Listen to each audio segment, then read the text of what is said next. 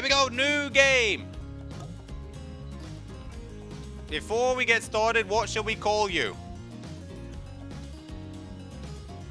I'm gonna be called. Oh, are they up?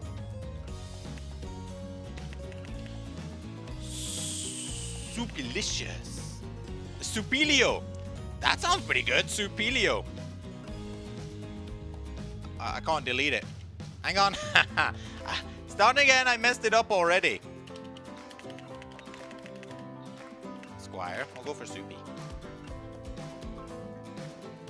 Here we go. Let's do some dating. Woo! So if anybody knows anything about Dead by Daylight, please enlighten me, because I know nothing. I can't believe there's no quality options for a start. That was very thing. So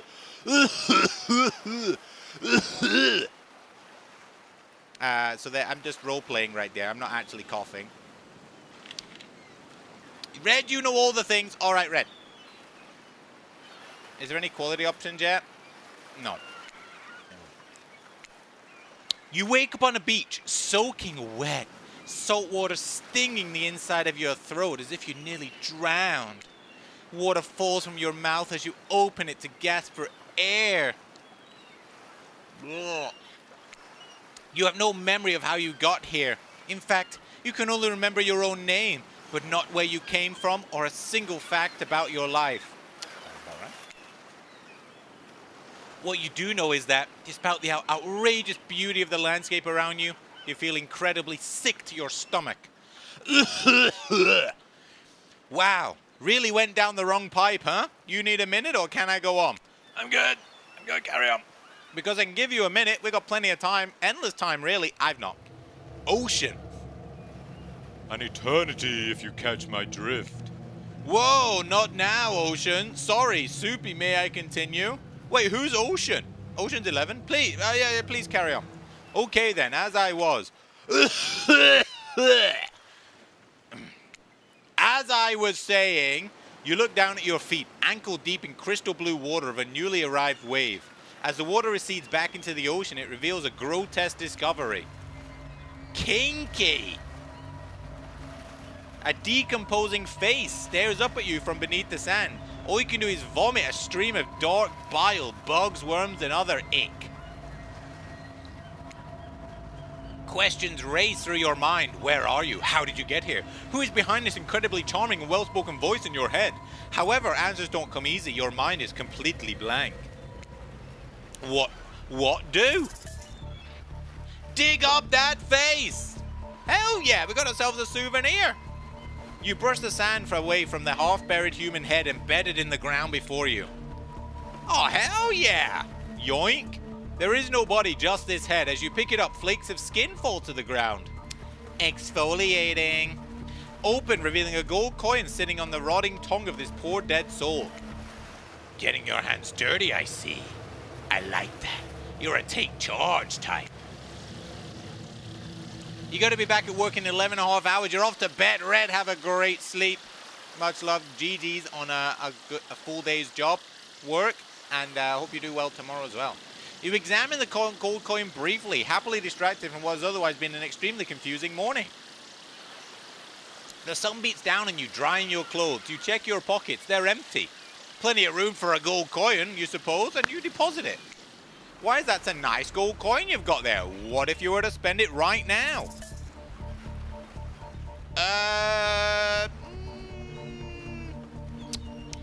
Well, I'm not very good at saving my money in games. Sure.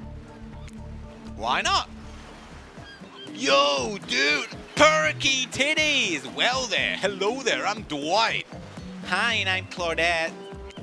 We'll take that. Claudette quickly relieves you of your gold coin and tosses it to Dwight, who bites down it like an old-timey prospector before handing it back. And this is for you! Wow! We've got, what is it? Claudette presents you with a tropical drink. When you take a sip, you find that is incredible. Money well spent in your estimation.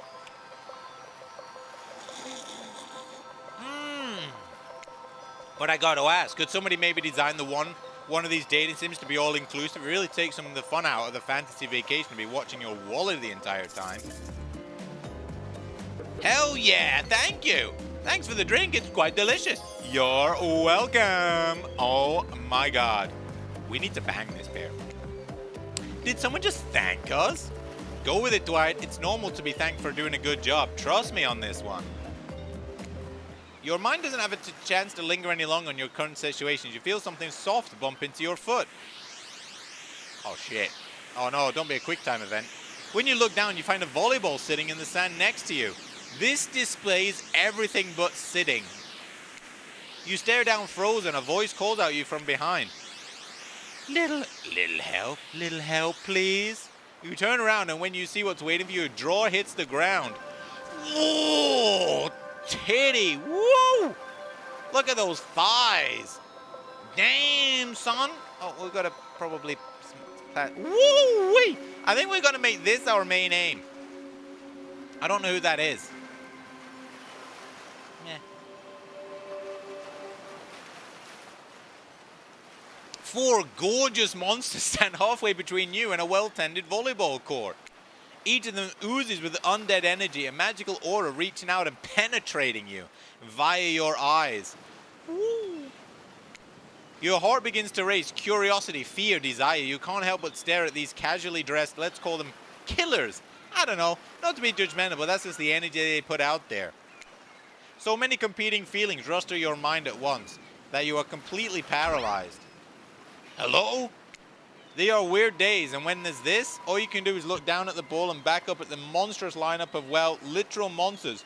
Sexy ass monsters, though. I just realized this is stitched to her hair or something. What do?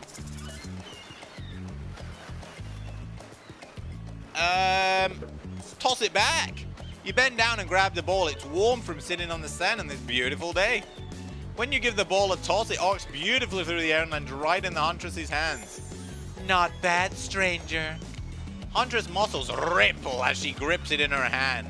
You look up and down and consider what it might be like to be held tightly in those strong arms. Oh, death by snoo snoo. Warm perhaps, maybe a little sweaty, but that's okay, it's natural. To try hard much. Bleh. Oh no, I've upset her! They're speaking directly to you, but they still can't bring yourself to reply. You're entranced. Oh no, I've already upset the one I wanted to... Oh.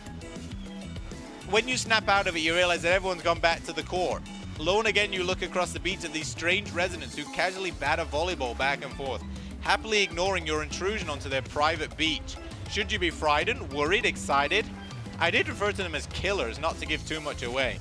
But at the same time, damn, they're looking very appealing in their own way. Nobody so much as lifted a blood-soaked finger in your direction. Don't be scared, Soupy, you were made for this.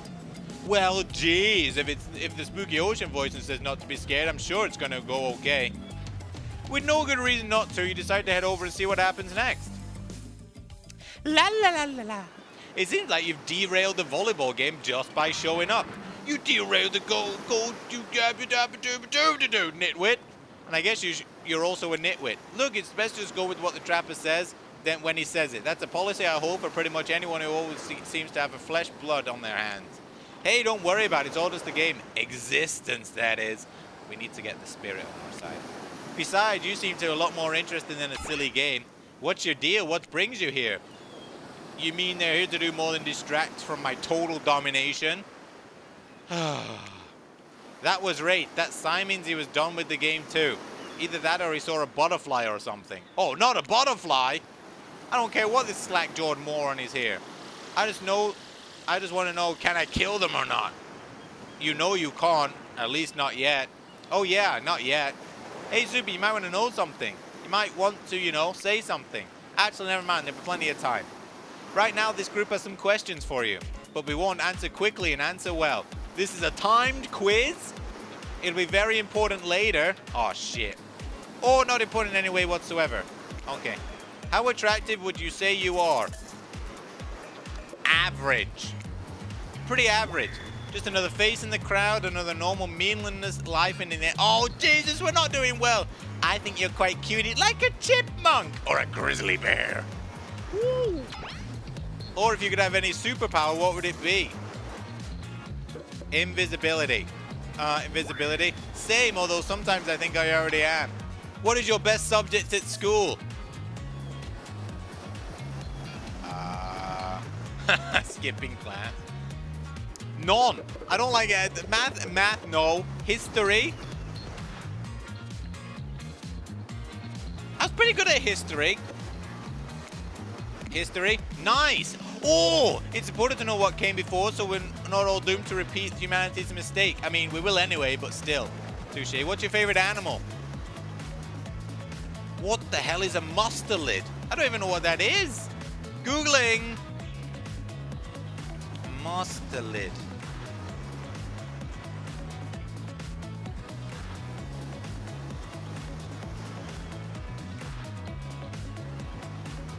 Oh, it's like a weasel. Oh my god, it's adorable. Let's go with that. Be honest, you have no idea what a mustel is and you're just hoping it's some secret answer that results in a hilarious Easter egg. No, I googled it. I know what it is. But there is no Easter egg. It's just another word for ferrets and stuff. I know I googled that. What's your favorite color? Purple. Blue. Blood. That would be blood red. Blue could be here. 3-day-old corpse, baby. Nobody expected me to pick this, so I'm going to say 3-day-old corpse. That's pretty edgy, right? I'm pretty dangerous. I talk about corpses, no biggie.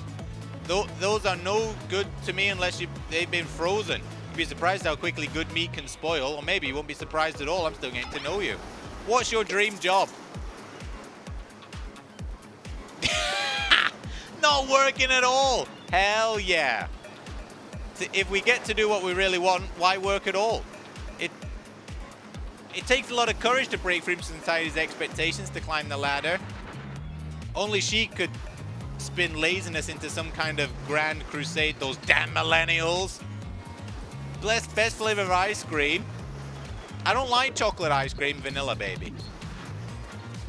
My favorite flavor is pain. I couldn't give a shit, to be honest.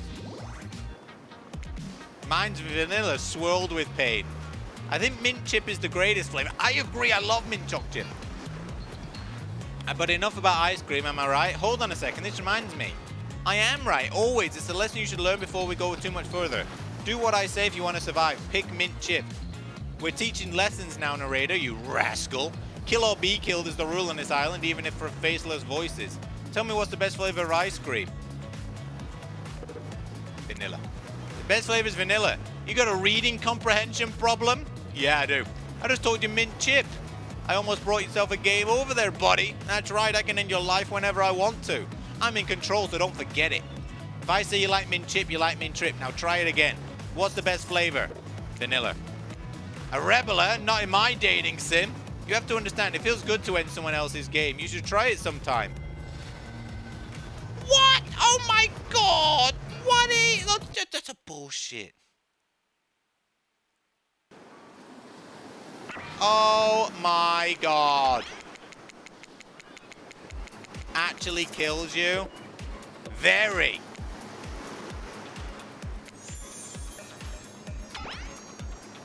Superpower. We can change our answers now. Flight. As far as I go, it's not where we want to be. Best school was history, right? She liked that answer. Her favorite animal was this one. Favorite color? We'll go for blue. Blue's good. Isn't good for productivity. Makes people too lazy. What's my dream job? Not working. Let's go with that again. Fuck this guy. Vanilla. And then we gotta scream through this. And we gotta apparently say mint chip. So obedient. I think you're gonna do just fine. Anywho, now that we know so much about you, I'm sure the group wants to get started. Right, let's save here. So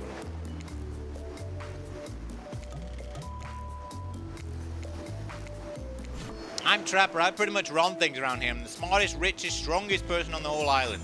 I don't like losers. If you want to know what a loser is, say hello to Wraith. Wow, fucking road. Hi, I'm Wraith. I'm nothing like everyone else. Blue Dragon, welcome in. How's it going? Confidential Doc, how's it going?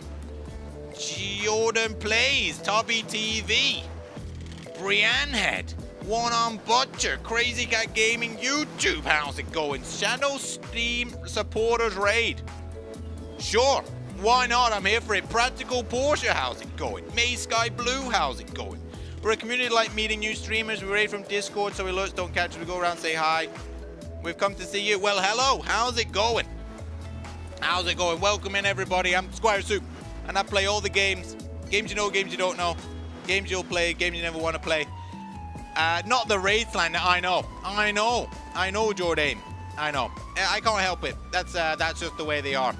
Who's your fave? I don't really know yet. Confidential. I'm not too sure. I'm either gonna go for Huntress or Wraith.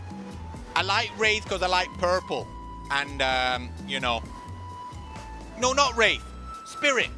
Sorry, Spirit. Huntress or Spirit. There you go. You like Wraith? You like Wraith? This guy right here. He's pretty cool. I like his shirt. I'm not gonna lie. I don't really like Trapper so far. Bit of a dick. Don't really like him. So I probably won't be getting my hands dirty with him if I can avoid it. I'll probably mess it up though. I like nice people and loathe big dumb idiots. Well said, good sir. Well said. Whoa! Hey, what's up? I'm Spirit. I don't like most things. That's like me. I don't like a lot of things either. I don't really hate most things. It's just not worth my time. But the things I do hate, I really hate it, you know? 100%. Based on my personal observations, life is nothing but suffering. Yep. And society is a carefully calculated lie to keep everyone subservient to those in power. It's better to choose to just not take part. I love not taking part. It's like one of my favorite things to do. It's like she was downright murdered by society. She hates it so much. Oh, wait. I'm remembering Spirit's story. That's almost exactly what happened. Gamer Panda 120. Thank you so much for the follow. Welcome in. Hey, wowzers. I love it. I love it. Look at the muscles. That's that right there is the Amazonian Dream. That is Death by Snoo Snoo if I've ever seen it, and I'm here for it. I'm Huntress. Don't let these bombers get you down. Oh, okay. There's a lot of fun to be had in this island, along with lots of love. Mommy Huntress. Yeah, there is, if you know what I mean. I don't know what you mean. Grow up. Grow a body. Maggie, how's it going? I've explained this 1,000 times. I'm dead, but I'm not a literal ghost. I just create a trail of fog. I'm not made of it. That's pretty cool. I like your hat. Whatever, fog body. You can't say that. That's not nice. Exactly. Can we kill him? He's not nice. You love it. I don't. I hate it. Only sometimes. Ew, really? That's disgusting. 3 of them look like they're on steroids. I don't know, this guy not really. He just looks well-toned. And I'll, you know, Mommy Milkers over here will happily accept. That's why she likes it. Don't speak for me, I also hate it. Stop speaking entirely, actually. Well said. For the first time ever, I agree with Rafe. Let's move on, otherwise they'll do this all day. Besides, if I know this crew, and I do, they'll want to show off soon enough. If we're done playing, let's do something else instead. You just tired, Mackie? Hey, that's, Did you have a good, what have you been up to today? You've been, like, working and stuff? Wow, for once I actually agree with the meathead. I say we go to my yacht. It's the massive boat dock nearby. I don't really like boats. I give everyone a taste of true power and luxury. Wraith rolls his eyes. Alessio Official TV, thank you so much for the follow. Welcome in. Don't mind him, he just hates fun and happiness. I hate fun and happiness. Well, no. No fun allowed. No, I hate the endless, desperate, soul-crushing pursuit of wealth. The way it's flaunted needlessly and the cruelty it engenders. What about hanging by the pool? I don't know. Can we go inside? I like inside. Hello, Alicio. If I've said any names incorrectly, please let me know. How about a game of volleyball? Oh, sports? I don't like sports either. Are you serious? That's a perfectly good lounge to chill out right there.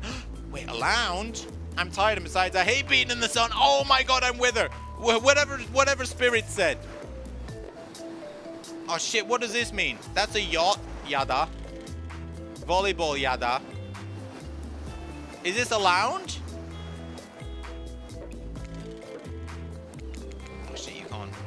Blue Dragon, thank you so much for the lurk. Is this the lounge? Crazy Cat Gaming, thank you for the lurk. Practical, thank you for the lurk. Wait. That's a yacht. This has to be a yacht. Oh, no, you're just doing something else? Oh, no worries. Right, we'll go here. Yes! It'd be great to relax in the sound. To kick up your feet, look over the ocean, and relax on your own terms. That's what I like to hear. Would you want anything else? Dry, comfortable, enjoying a cool drink on a hot day? It's the best. Yeah, cheers!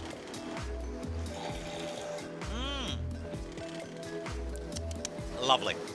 I mean, what kind of fool, what kind of monster, what kind of mask-wearing psycho would finally be granted a break from the constant grind of chasing and fighting to get ahead, and then choose to exert themselves in, quite frankly, any way whatsoever? I 100% agree.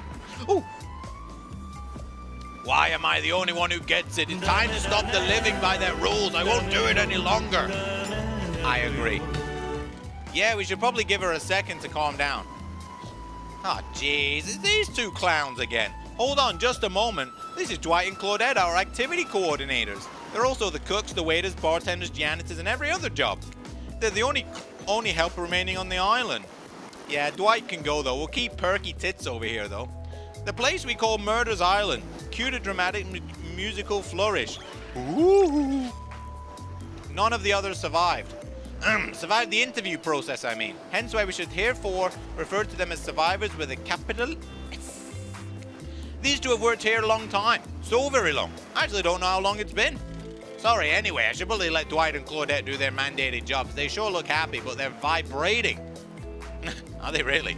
With their nervous energy, it's starting to give me the creeps. God. We'll now escort the group to the venue of your choosing. However, in the future, we recommend waiting for us to present you with your options whenever possible. Don't just run off. That's fuck you guys. I'm going to run off wherever I want. At least you can do is allow us to do our job. Screw you guys. The most you can do is help us get off this... Dwight, pardon me. Please follow us. Narrator. Yes, something to help you with? These two. Did they just start to mention something about wanting to escape? Is escape an option? Should I try to be escape? Escape them? Oh, no. I think you're mistaken. It seemed like Dwight was asking him to get off the island, though. Oh, right, yeah, that's true, he was. But it just meant he wants to get to the other vacation island getaway, a couple miles south from here. It is a much fancier accommodation. Oh. It's one of those big corporate outfits, quite exclusive, where all the famous celebrities hang out. Very luxurious. Doesn't quite have the same charm as this island has, though. Trust me, you wouldn't want to go there. With all that money comes a lot of restrictions.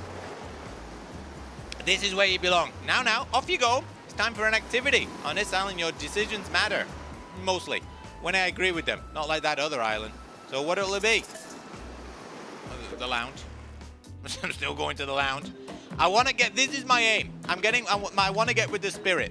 Or with the huntress. But her first. Finally, freedom from the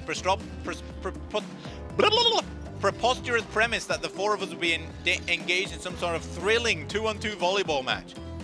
Spirit looks at you from beneath her gigantic sun hatch. He takes a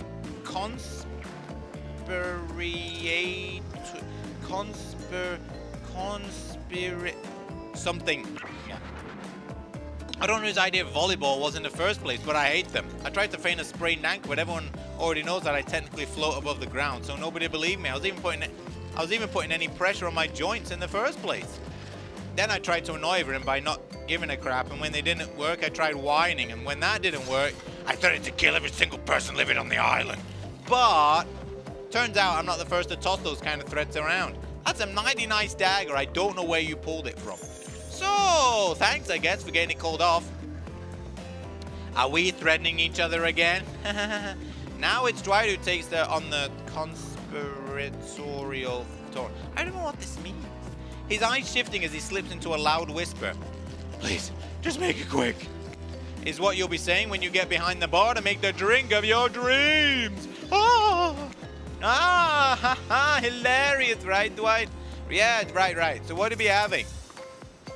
Oh, shit, I don't know. I don't drink. Vodka soda, a sangria. Fucking love sangria. Well, I did when I drank. Something fruity but refreshing. Hold the rum, sangria. My pleasure. That sounds nice. We used to make drinks like that back home. What are you doing here? They looked happy. Now it's your chance to be one with the drink. What do you say? This is some kind of juice for a child? Are there children hiding about? You want to kidnap the children? Now it's rattles, the kind who like, you know, tropical fun. Oh, I see. Hunter seems to pick up the idea of kids being around and is bummed that there aren't any. Oh, what a shame. I mean, I'm quite glad it's just grown-ups on this island. Personally, little ones should definitely not be exposed to this. Oh, we could kill some kids as well. Practical, catch you later. Confidential. Hey, catch you later. Hey, thank you so much. Yeah, I'll enjoy it. Thanks for stopping by. Much love. Not my cup of tea, but okay. We can still use the toast, yeah? 2 new adventures. 2 new friends. You say Clink? Oh, I thought I didn't make the... No. Since we fulfilled your request, time to return the favor.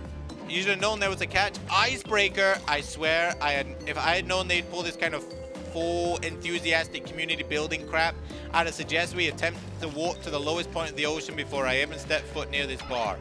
I don't think it could be kind of fun. A little fun. Never mind, I hate it. This sucks. I agree. But it could be fine or whatever you say. Has anyone seen my hat? I've literally never seen him in a hat.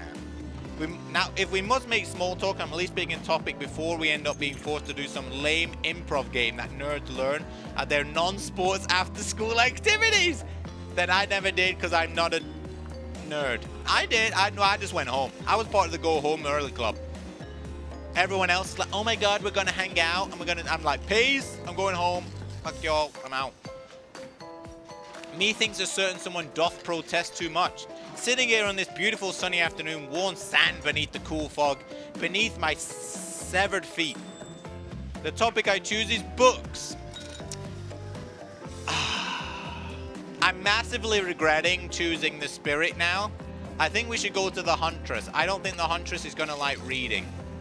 She might like killing children, which, you know, sounds a lot better than reading. We might have to change our focus. Reading is the only one real escape from the inescapable horror of life, the escape into your own mind. The groan rolls through the crowd. Not a lot of readers here. Yep, again, not me. I'd imagine based on the response, they're more enthusiastic about drinking. I don't want to drink either.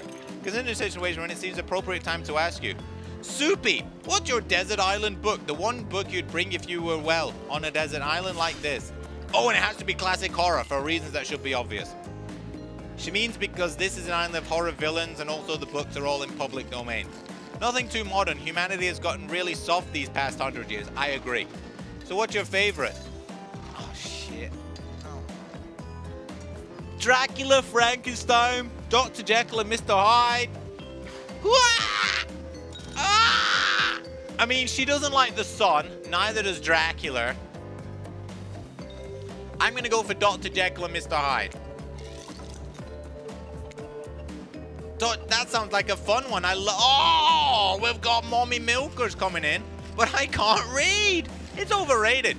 Not because I'm dumb. I never actually learned to read because I was too busy learning to survive with nothing more than my own strength and cunning. Same reason I didn't have a best friend that wasn't more than a rock with a face drawn on it in dried blood. Right. Until we meet again, Roxanne. Oh, Roxanne. Oh my god. Huntress looks out towards the horizon in a moment of silence among the group. Will you tell it to me sometime? I not be able to read myself, but I love being read too, especially when someone does all the voices.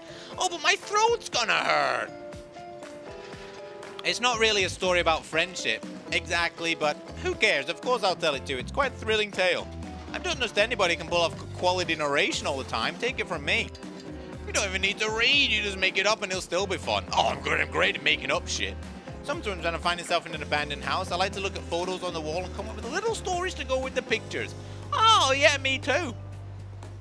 It's a fun game we could play together. Abandoned house? Why are they abandoned? Wink.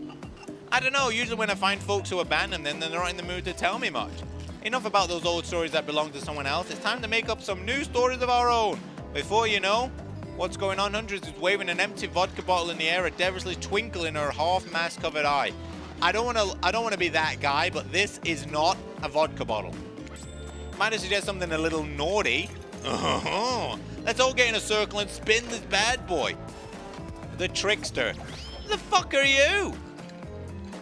Jesus, the freaking BTS has arrived. Trickster's a bit late to be introducing new characters. I thought I was the one who gets to make the rules, so I'm not sure I'm asking. But I wasn't ready for this. Why, hello. And who is this new fan in the waiting? Beat it, hack. I don't know what the harm in inviting one more person to join the circle for our game. Oh, I can't stay. I was just saying it's a great idea, while also teasing the secret Trickster ending. I've got much better things to do than hang out here. I'm famous. Toodaloo. Yeah, I never want to see you again. You can go and swivel and die in a pit. First you spin, then you swap spit. Kinky, right. But let's be clear, this ain't a peep show. We'll have a good time in a classy way. All makeouts will happen out of view of the public eye. Real romantic like. Yes, romance is the goal, so we'll be waiting here in a complete silence, trying to listen in and use our imaginations while you make out on the other side of the bar, but not watching. Like adults, romantic, well-adjusted adults. Soupy, you're up. You grip the bottle and put your fate in the hands of the empty bottle gods. Mini-games consist of 2 parts. On top, a pointer which rotates in a clockwise direction. On the bottom, a target you're going to be pointing at. This here upcoming game is a special one, perfect for the less coordinated because there's no winning or losing. Well, not technically. Wherever the pointer stops, that's your result. I suppose if it doesn't stop where you want to, it's a bit like losing. Can we save before we carry on?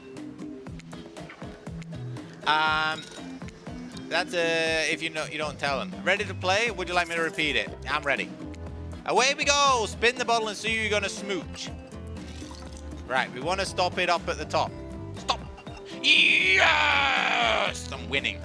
You got spirit. You two are meant to be. Sight, you actually have to spin multiple times to get the real result. First to get to 3 times it. Oh! The sneaky save. You're damn right, Maggie. Now get your spin on. Yeah! You got spirit. Nay! Nay! Yes! Spirit your true match. Woo! Ooh! Just this morning you were waking up on a strange beach, surrounded by strangers with murderous intent. Now you're looking across a beach, a towelette spirit, lust in her eyes, sweat glistening on her skin. Your heart races, you can feel your pulse pounding in your ears. Spirit takes you by the hand, and you sit face to face at a private section of the bar. She begins to, whoa, look at little butterflies. She begins to reach for you, putting her hands on your shoulders. You're sweating, but not in the sexy way she is. You're sweating in the gross way. You'd sweat at the interview for a job you're not even remotely qualified for. You don't know what to do. If you try and lock lips in this state, you might gross her out so completely that she'll never be able to look at you romantically again. Spirit, I, you, we. I've got some bad news for you. Oh, no! I have something in my teeth, don't I? I think it might be seaweed. I don't know how long that was in the ocean. Well, no, well, maybe, but that's not what I was going to say. It's not happening. Not now. Maybe not ever. No, I'm through it. No, that's not the game. You have to. If you think I'm going to make out with some stranger just because a bottle told me to, they've got another thing coming, and so do you. Namely a katana into your heart if you ever try to make a move under such absurd conditions. I wasn't gonna. Yeah, I know you seem pretty harmless and not that bad to kiss if I were interested, which I'm not at this time. Are we going to tell them we kissed? We are. I'm not above lying to get what I want. So the thing about me not being that bad to kiss, was that a lie to get me to play along? If you want to know the truth, figure it out for yourself, but don't expect this life to just hand you gifts like me. All I was having handed was pain and suffering. Treat me well and I'll return the favor. Otherwise, try a different route and see what happens. I hate to break up such a passionate moment that we only assume it's passionate because we'd never spy on constantly while you're on the island. But dinner is served. Right away, we must insist that you join us. We wouldn't want anyone dying of starvation. Well, when there are so much more interesting things to die from. I can't believe it, we got cock-blocked by a fog lady. Ah, I was looking forward to our first smooch. I can't believe this. How could this happen to me? Hi, it's mealtime, how quaint. What you were expecting? What? Capture the flag? Do you know how complicated it is to run a game like that? Much more so sitting and talking. You arrive at the cookout area to find an assortment of picnic tables. What, we expect some kind of grand hall with a huge banquet table? This ain't some prestigious fantasy epic like you'd find on cable. These two are pissing me off. Dwight and Claudette usher you to your seat. There's very limited seating. And oh, great, terrific. It seems that everyone wants to sit next to me. Even better is that they don't want to sit next to certain other people either. To start, no one wants to sit next to Trapper. That's because he's a prick. Meanwhile, he refuses to sit next to Wraith or Trickster. Oh, is this guy back again? Oh yeah, Trickster's here. Surprised? Yeah, well, we don't call him Expected-ster. I'm sorry, even I get nervous around crowds of killers, and my whole shtick gets a little flustered. Hey there, you're looking good, Soupy, real good. Screw you, dude. You don't have any nipples. You're a goddamn clone. And we literally can't let Huntress and Trapper sit together. No, seriously, their arms are too big and they can't fit at the table if they sit side by side. Look at this. We can't fit everyone on the screen at the same time. You probably think it was an error, but it's not. It's completely intentional. Let that be a lesson to you. Every error you think you see is a choice. Got that? Okay, Dwight and Claudette direct any traffic. You sit on one side, the rest of them will sit on the opposite. Huntress and Trapper can sit at the ends with their enormous, sexy arms. Now that everyone's seated, we can begin dinner. Tonight's meal was prepared slowly and carefully, both love and hate, for 12 hours. We hope you enjoy it. Hey, you didn't actually tell us what you were serving. What are we eating? It's meat. Seasoned with specific number of special herbs and spices that we simply can't divulge. We're having KFC. My favorite. Meat is good. Meat is murder. Which, you know, considering what you've been up to, who are you to get judgy now? I'm just sharing facts. All you need to do, murder is something. And you need to murder something to eat its meat, so that's like technically true. Wraith, shut the fuck up. Technically true is the best kind of true. Enough yapping, let's eat. I agree.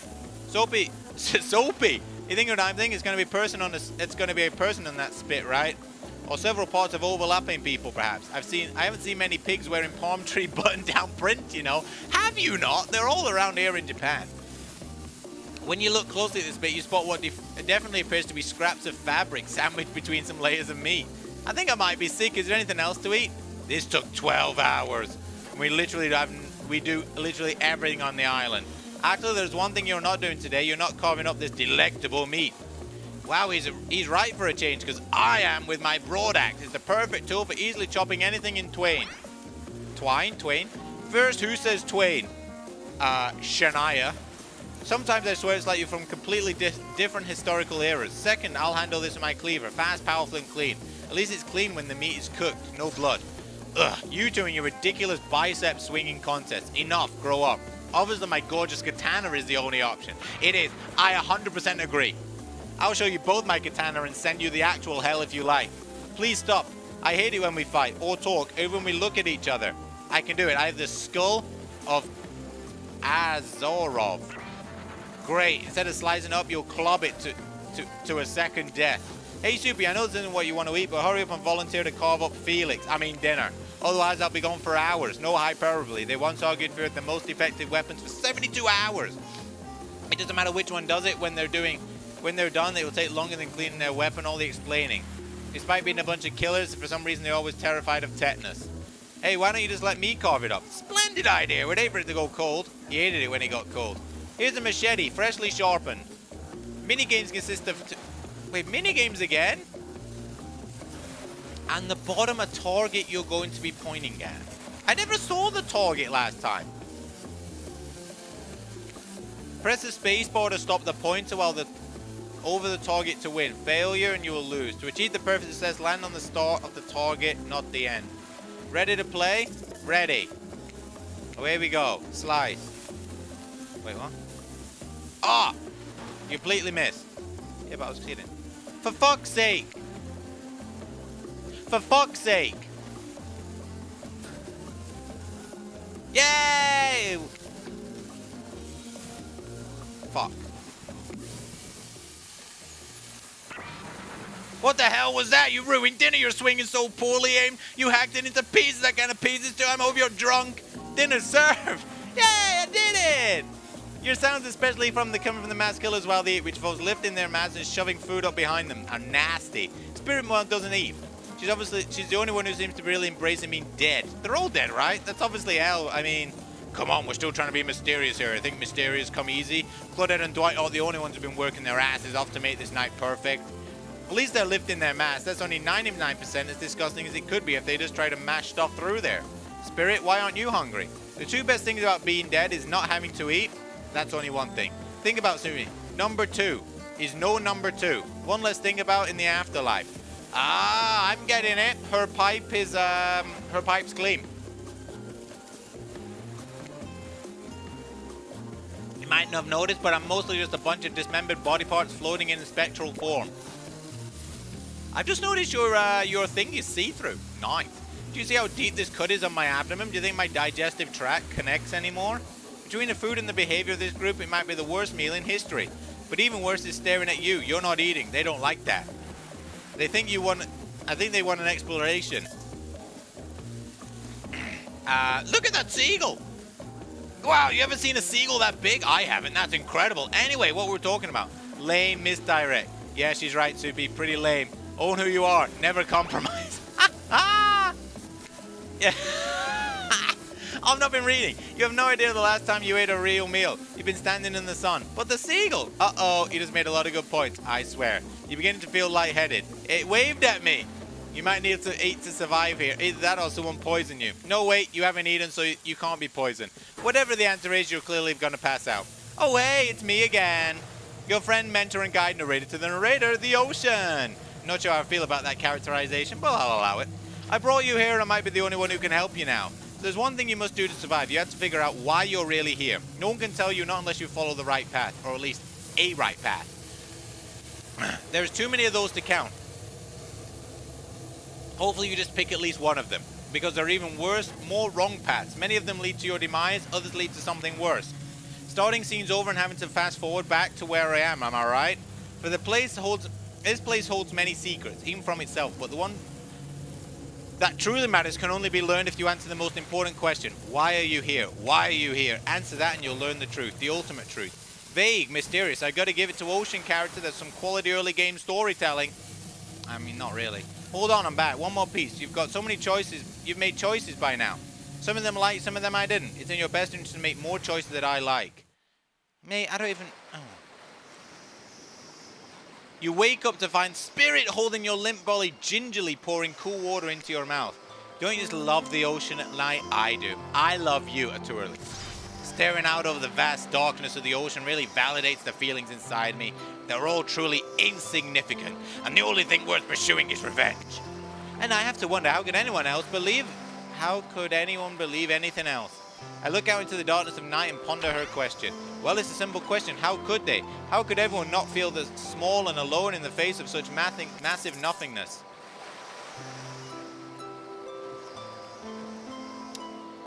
You've always been alone. You've found... Savings! Save scum. Shit, I can't save scum. How could anyone not feel small and alone in the face of such massive nothingness?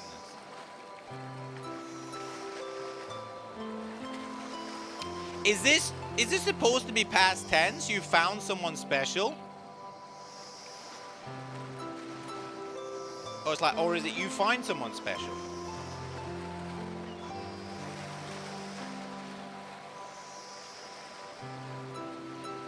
Let's go with this. I used to feel that way, small and unimportant, but lately I'm not so sure. I started to feel different. I started to actually think that maybe this island is where I might meet someone special. You look at Spirit, who's turned from the ocean to look at you whilst you speak on the topic she's clearly so passionate about.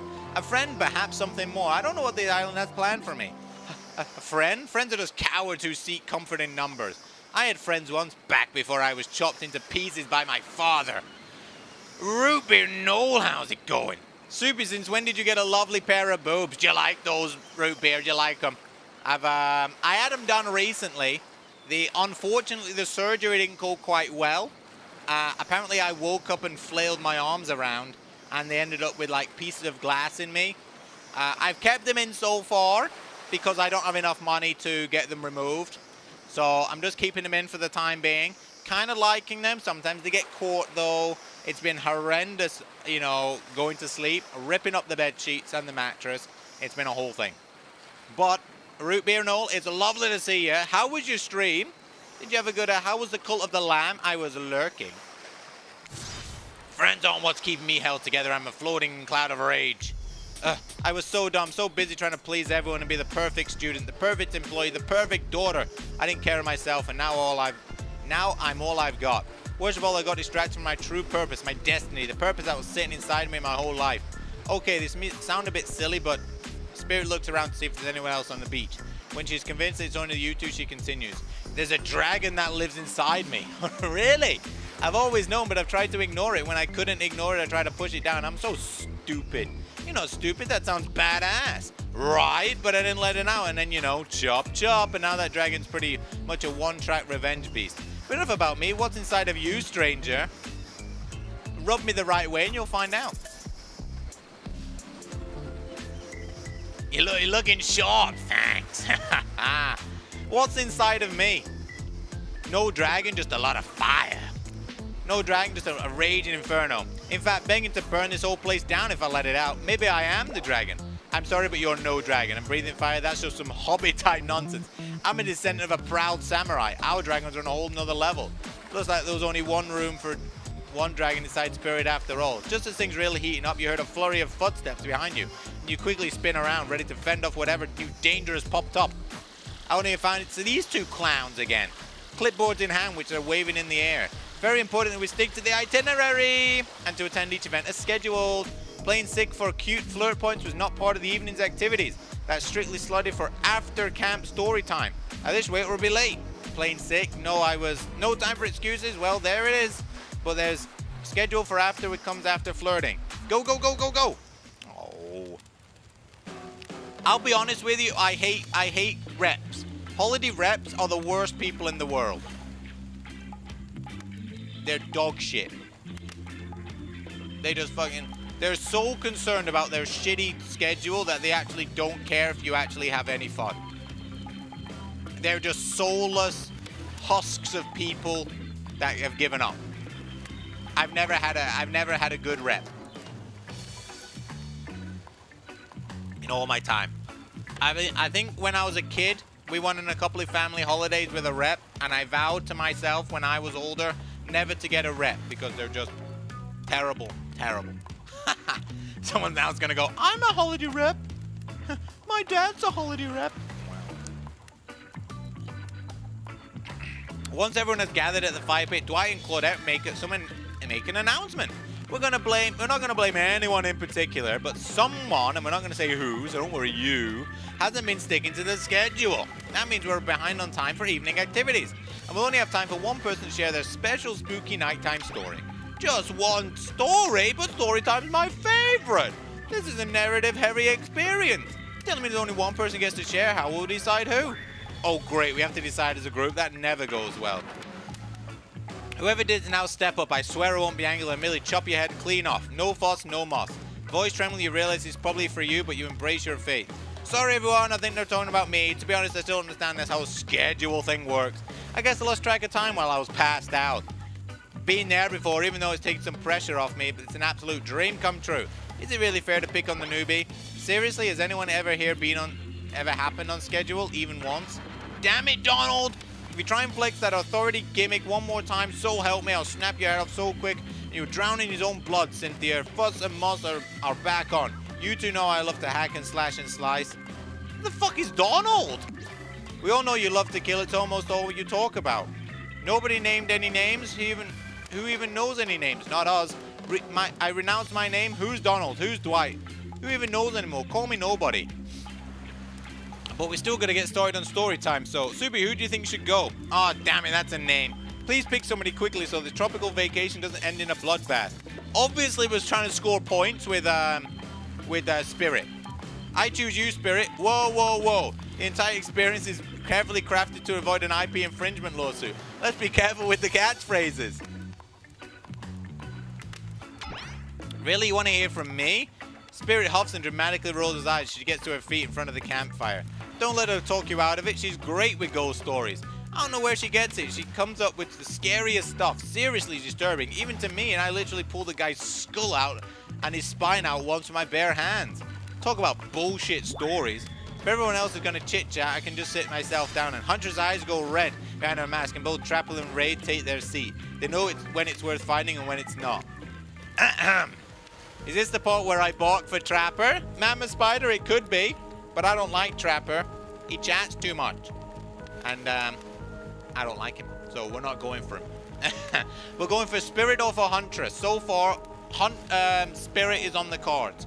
Spirit is our main go-to.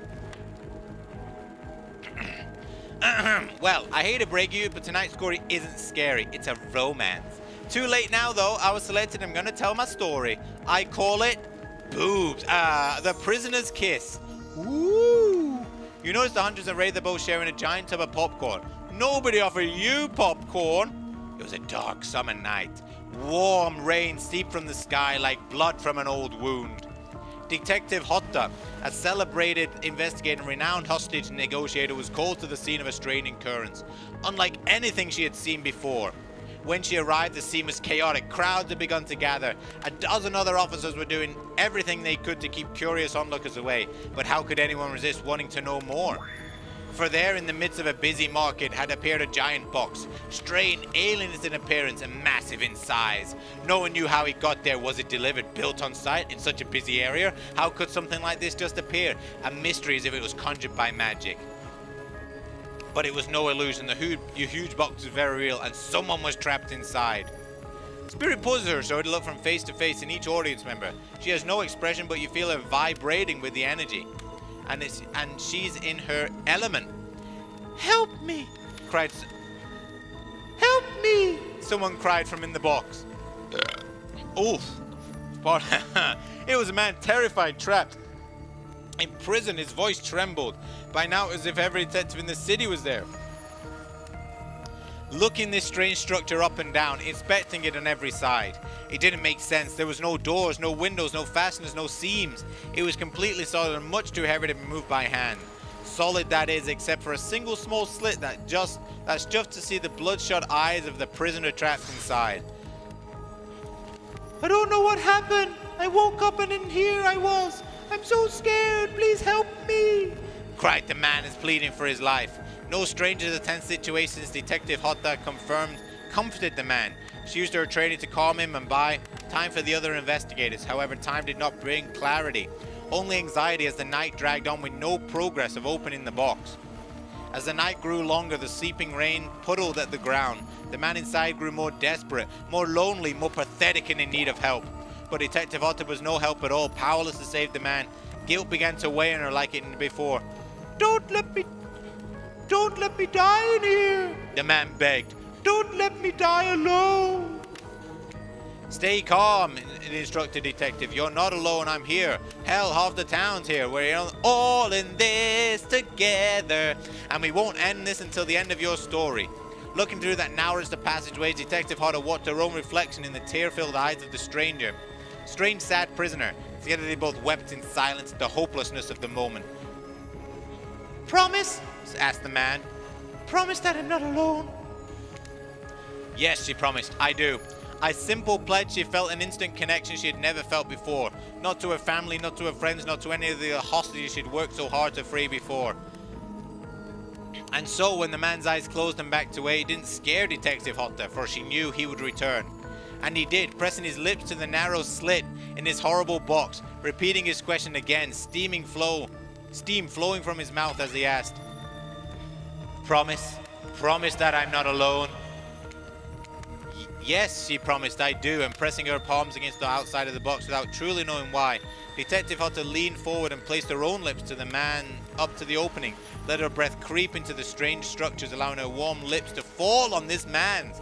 It was a gentle kiss, a moment of compassion. She could feel the breathe contact, the beating of her heart, pulsing blood through every inch of the body, matched beat for beat in this soft touch. Thank you. Thank you, said the man, no trace of fear remaining in his voice, and he backed away to the corner, disappearing in a slight moment of eerie calmlessness as he went to the toilet.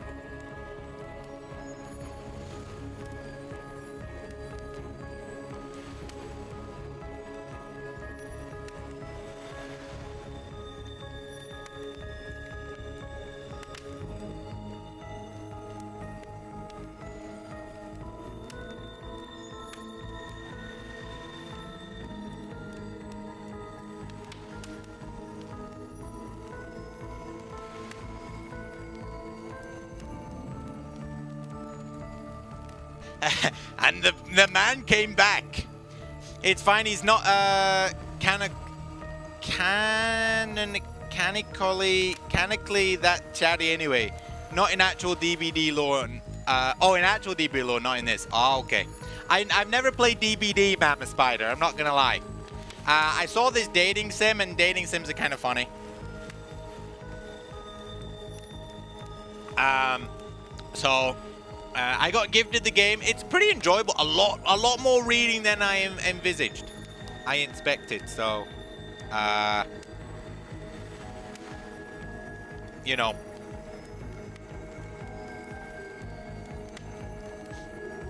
It's yeah. Oh yeah.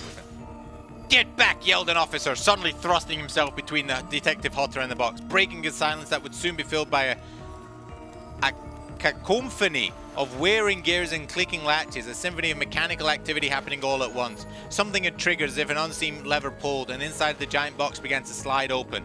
Detective O gripped her flashlight tightly and pushed forward into a foggy interior of the giant box. Her feet splashed in the puddled rainwater, her heart racing as she swept her light from side to side. And that's when her eyes landed on the man, or at least landed on what should have been him. There in the corner of the box was a pile of pieces, like parts of a doll, almost pulled apart. It's like Doki Doki minus the psychological horror. Yeah, pretty much. And the poems. There's no poems either. Perhaps just that's how Detective Hotter had to think of him in the moment to survive. A collection of segments, limbs, pieces disconnected from one another, cleanly severed placed in a neat little pile. Atop a pile a head, cold, pale, eyes open, lips an icy blue. Spirit stares at the fire, her own expression lifeless, her lips blue. Tears fall from her chin and soak into the sand at her feet. You're blown away by the storm, and it's safe to say you're not alone. Everyone else is looking into the fire or up at the sky, anywhere but at Spirit. It was you who chose her and who initiated her harrowing tale. So sad, so creepy, so sensual. She really went into great deal when it came to describing that kid's too much detail, and now no one is sure how to act. Dwight and Claudette are starting daggers at you. You have to do something. The game was supposed to be a light-hearted romp. Please, I said do something. Shall we hug her? Let's go. We're probably going to die. You standing without saying anything, approach Spirit, reaching your arms around her for a hug. Her robe hovering in the air begins to wrap itself around you and squeeze you into her. It's kind of like being hugged back, but it's also like being tied up. Kinky. It's certainly not what you expected. Instinctively, you pulled yourself away, but it's an awkward movement and you nearly fall over into the fire. Spirit says nothing and floats away without so much as a goodbye. You, meanwhile, realize everyone had just watched this truly strange interaction from the corners of their eyes. And on that note, everyone decides it's time to take a break and split up for a little bit so they can all have a moment alone before bed. Everyone leaves and you're all alone by the fire. The only thing you hear is the ocean slowly lapping against the shore. This is nice. A true moment of peace and... I'm not saying that word. That lasts for all of 7 seconds because Trickster shows up and he's blaring his latest song. Hey, babe, you look lonely. Mind if I join you? He doesn't wait for an answer. You know, I've been hearing from these guppies all day. But I want you to hear something from a big fish like me. Something special. Those in charge decide I don't want you to hear. I'm the ultimate catch. The only lobster in the ocean of sardines. No one can give you what I can. You just have to find me. Come find me, baby. Trickster leaves. You're a bit confused about what to make of his cryptic clues, but you aren't going to get any time to yourself to think about them just yet. Spirit approaches you. You know, I was watching you while I told my story. I could tell it was having an effect on you. This fog allows oh my god, reading. The fog that follows me around, I could feel you heavily breathing, taking me in. You and I are both absolutely flabbergasted at the piece of information. Legit. You learn something new every day, even when you're a god, I mean a narrator.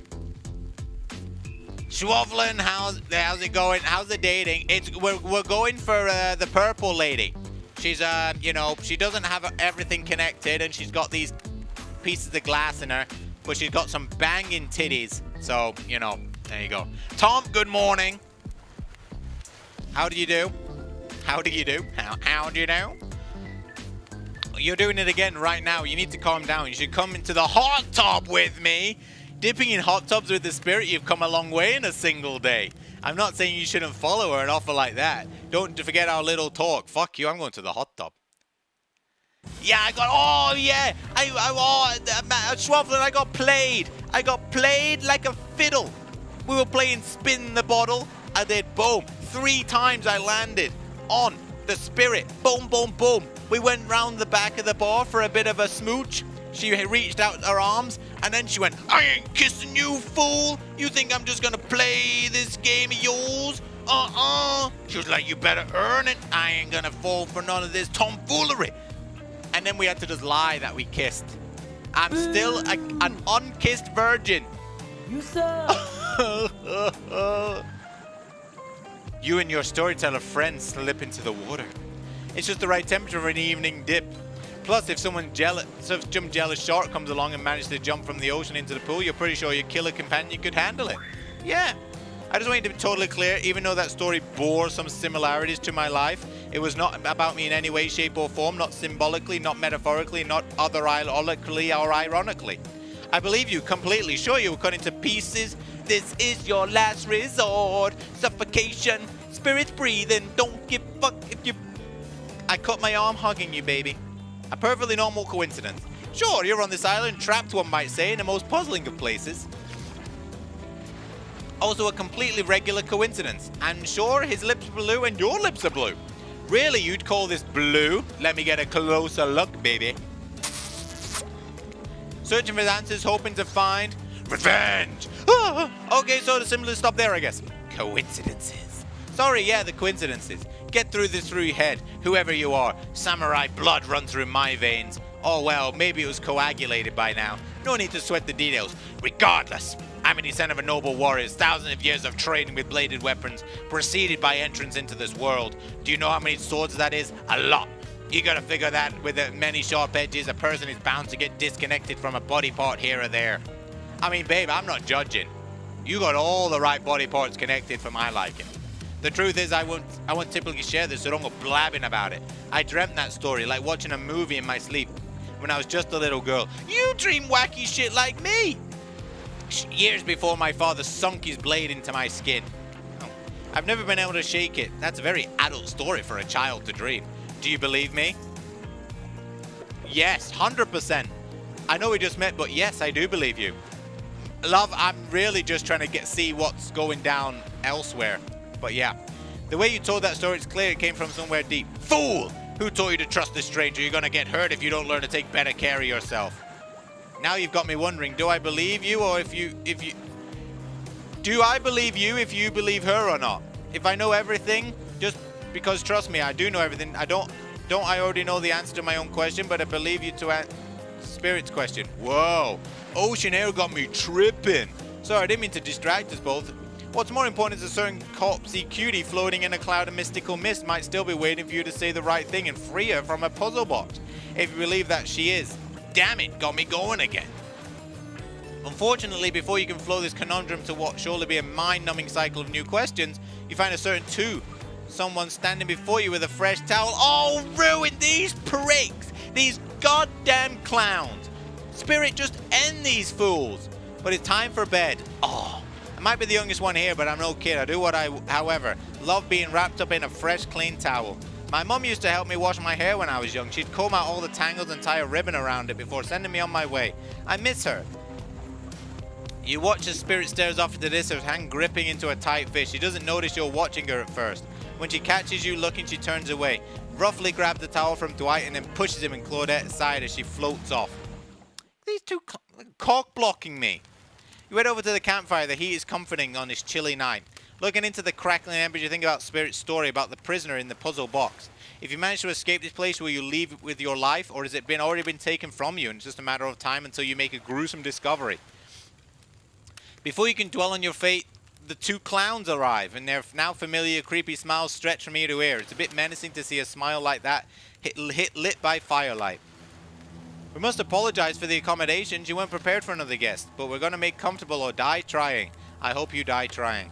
They hand you a pillow and a blanket and welcome you to snuggle by the fire. Perhaps some music will put you at ease. Just try to keep the volume to a minimum. Other guests aren't the types you want to rob of their beauty sleep.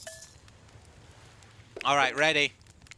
Away we go! As you relax and look at the fire, the radio begins to fuzz and flicker. You examine it and decide that you might adjust to the desire. Oh no. Oh, what number do we want? 88, 92, 96. Let's go for 96. It's kind of like 99. All right, 69. let's talk about our community. For us, it means two major things. First of all, the community is you out there.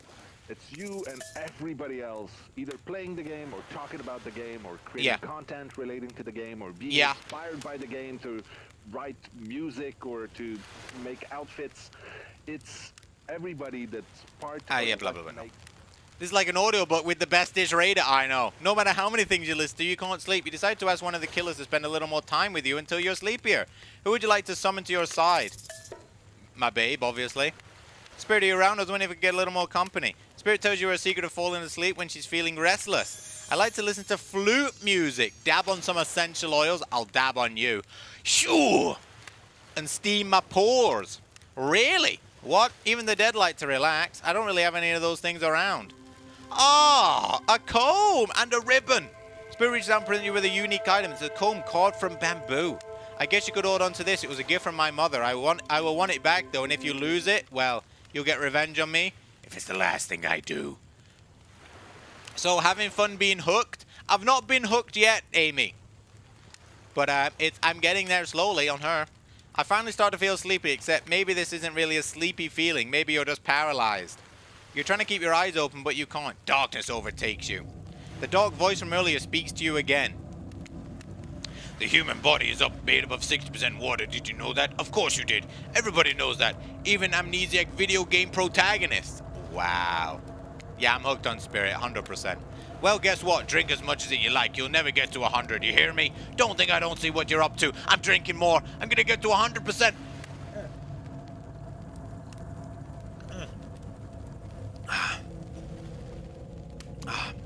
Spirit's like, come here, bag boy. Amy, she's already, Spirit has already blocked me once. I've not even had a smooch yet.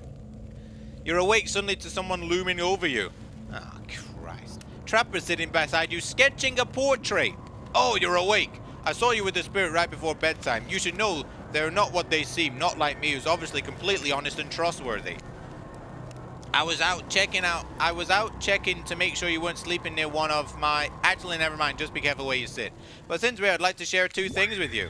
One, I don't take rejection well. Two, the first thing is very important to remember. Were you drawing me? Trapper doesn't answer.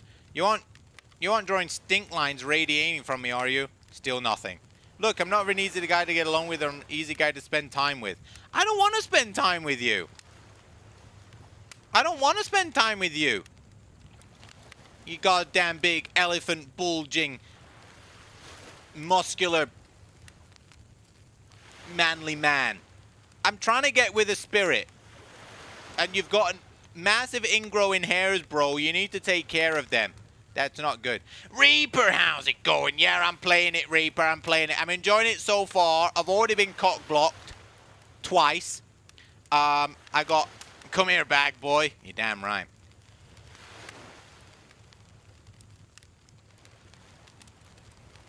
And I'm just, yeah. I'm slowly getting there. I'm slowly getting there, Reaper. I'm slowly getting there. We're going for Spirit on this playthrough. Apart from this clown thinks he can, No, I've not done the Huntress yet. Yeah, get the more emotes in there, Schwaffle. I can't read it with all these letters. No, I'm going for Spirit. I was going to go for Huntress. At the beginning, I was just going to toss it up between them. But I'm not going to lie. Spirit dresses in purple. Well, she is purple because she's, like, undead. And purple's my favorite color. So I'm going to wait. I might get stabbed by her katana. But then when I play it again, Reaper, I'm definitely going to get death by Snoo Snoo. Which is the Huntress. The rest of this scum live like rats. They wouldn't know a good time if it bit them on the ass. I mean that literally. Point is, if you select me in for a day of luxury, extravagance, and fun, yes, I said fun. No fun allowed. And if I don't pick you, remember what I said earlier. It might be the last thing you ever forget. Hey, you look tired. Get some rest. Maybe sleep while you can. Just try not to roll over to the 15 feet to your left. You drift off to sleep. Hopefully you're not poisoned. Oh yeah, I've still not eaten a meal because I passed out. Chauvelin, thank you for the look. I'm not gonna go with Trapper at all. I'm gonna hope that I just get defended. If I can turn killer against killer, that would be pretty cool. Wait a second, where are we? This isn't. Oh, geez, it's one of those reality show confessional rooms where all the contestants talk directly to the camera. Look, I don't need anyone. I've been perfectly fine on my own since my mother died. I eat an all organic diet of raw deer, bear, and human. I'm as fit as a fiddle. Hell yeah, you are. I don't know. Is this supposed to be like a wedding veil at the back? Or is it? Oh no, that's a funeral one, isn't it? Because it's black. That being said, something about this newcomer makes me think I might be missing out on some huge part of this thing called life. There's always time to turn things around. Like one time I spent a day and night searching for food in vain, only returned to my cabin, spent and starving to find a family of squirrels nesting in my chimney. That was good, I remember that day. They were delicious. I don't remember that day. Look, I'm always full of rage. The key is knowing how to control your rage so you can use it. I am master of self-control, and right now I'm using my self-control like a muster because today was a disaster. Let's just say I didn't love it. That was funny. Ha ha ha. Yeah. Lol. LeMayo. Ruffle. Anyway, I'm planning to kill this idiot. Don't tell him, though. I want to lead them on a little more. It'll make it much better for me when they're screaming. I'm really sure how I'll feel about Soupy. On one hand, everyone I cared about has just met an awful fate. So it's probably good for Soupy if they just keep ignoring me. Yeah, I pretty much am. I like your Hawaiian shirt, though, bro. On the other hand, there's something about them. Maybe could they work out for my plan? For me.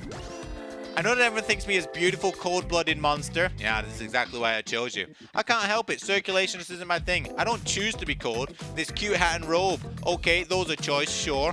If someone were to come around and capture my heart, at least that beats being stabbed in it.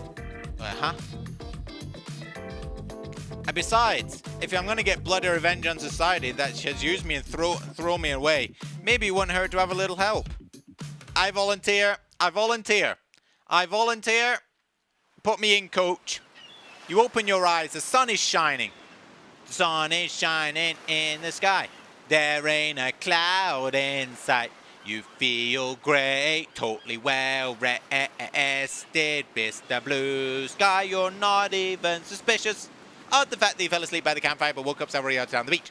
Wait, are you on vacation? Was yesterday, nothing more than a strange dream. Not a dream, you really are here for another day. Well, I have no idea, you're obviously a weirdo. Speaking of weirdos, I see the rest of the gang is hanging out on the beach. There's definitely not a dream.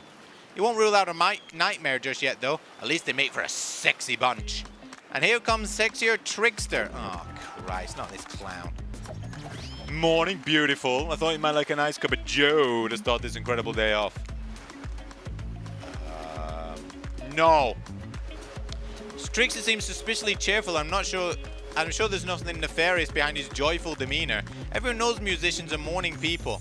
Also, I wish you luck. Today's an important one. My only regret is I won't be a bigger part of it. Budgeting issues. Also, I'm just swamped with engagements, especially on the other island. Trickster winks at you. If you want to ask him how to reach the other island, now it is the time. Never mind, he left. At least he brought me a cup of... Wait, don't drink that. What the hell was that? They don't call him Trickster for nothing. He's good on a skateboard, and he definitely didn't get that name because he brings people drinks so they can have a good morning. That was also not a cup of coffee, and I don't want anyone casually poisoning, imprisoning, and torturing you. Yet. This is supposedly to be a tropical paradise, the type you give 5 out of 5, 10 out of 10, 2 thumbs up. Review, not to eternal prison of pain. And please make sure to leave a review, it really helps with the algorithms. Just trust me, I'm looking out for you, so can we please move on? Hey, wait a second. How did a possibly Reaper, this is a really hard game. It's a lot of reading. Some of these words are really hard to read. Brittany, thank you for the lurk. Have a good night's sleep. Much love. Omniscient, possibly unreliable narrator physically just knocked that coffee out of your hand. That's not Parliament, and the floor does not recognize the ocean to speak out of turn at this moment. I need no recognition, for I am the ocean. I dominate the land. I submerge those who defy me, and I become their watery grave. Actually, speaking of graves, I would like to say something. Something of grave importance. Fine, go ahead. Even if this place an eternal prison of pain, and I'm saying it is, even though a place of extreme horror can still receive a 5 out of 5, 10 out of 10, 2 thumbs up review. If it was crafted with love and that's the type of thing you're into. You know, Ocean is right. A lot of hard work goes into a place like this. I should really judge it on the artist's intent, and whenever possible, start from the mindset of giving them the benefit of the doubt. Constructing these elaborate simulations, vacations, is not easy to do. Sometimes there's a small bugs or inconsistency, but that's just the nature of the process. Perfection is overrated. Our universe is filled with mystery. We ought to celebrate those things, and we venture to bare our souls as part of the creative process of the ultimate intent of making things about our enjoyment, not to be overcritical of them. Are you two trying to sell me on this place actually being good? You don't have to say it like that, especially after I've saved you from that poorly made cup of coffee. Sorry, we should have been here 5 minutes ago. They always do this thing on the second morning. Sad, really. Even if we do make great points. Oh, sure they make great points, I agree. So can we move on? Yes, of course, apologies. The last few minutes aside, have you been enjoying your time on the island? Yes, yes, or yes. Sure, yeah, it's been a lot. I'm having a great time. Lovely time. Oh, lovely. We're glad. We love to hear that, because isn't that what a place it is about, finding love? No. Shut up, Dwight. You'll get us killed again and again and again. We do need to ask you one in question, though. We have to sign away our rights to say anything negative about this place. Would you sign this non-disparagement agreement? No. No, I will not say anything about the side you have. Oh, you piece! You piece! They bamboozled your baited!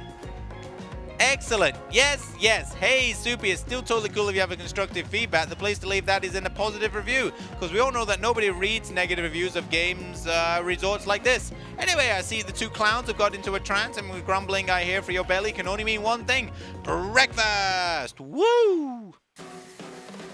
Perfect timing. Everyone rolled into the diner to load up those sexy little bellies with pancakes and bacon and so much for maintaining those beach buds. We're off naked in a tropical paradise. Can we get some strawberries here? A yogurt?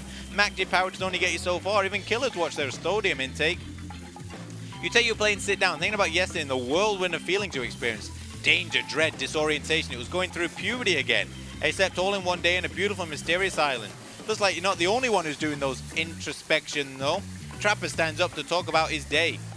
In case anyone was wondering, I don't give a shit. I can't imagine you could make me any angrier than you did yesterday, but I really hope you do. I really, really hope you do. Unrelated, has anyone seen my cleaver? Just kidding, I always know where my cleaver is. Well, that was bizarre. Back to your Brett. No, now the hunter steps up. This island is treacherous. I don't know what the newcomer thinks they are doing here, but it certainly isn't helping any of us. Whoa, Hunter tends to be all independent, but she secretly kind of miffed you and her aren't getting along. Oh well, I'm sure that must be it. No one else is really standing up to. And here comes Spirit. Oh, yes. Yes.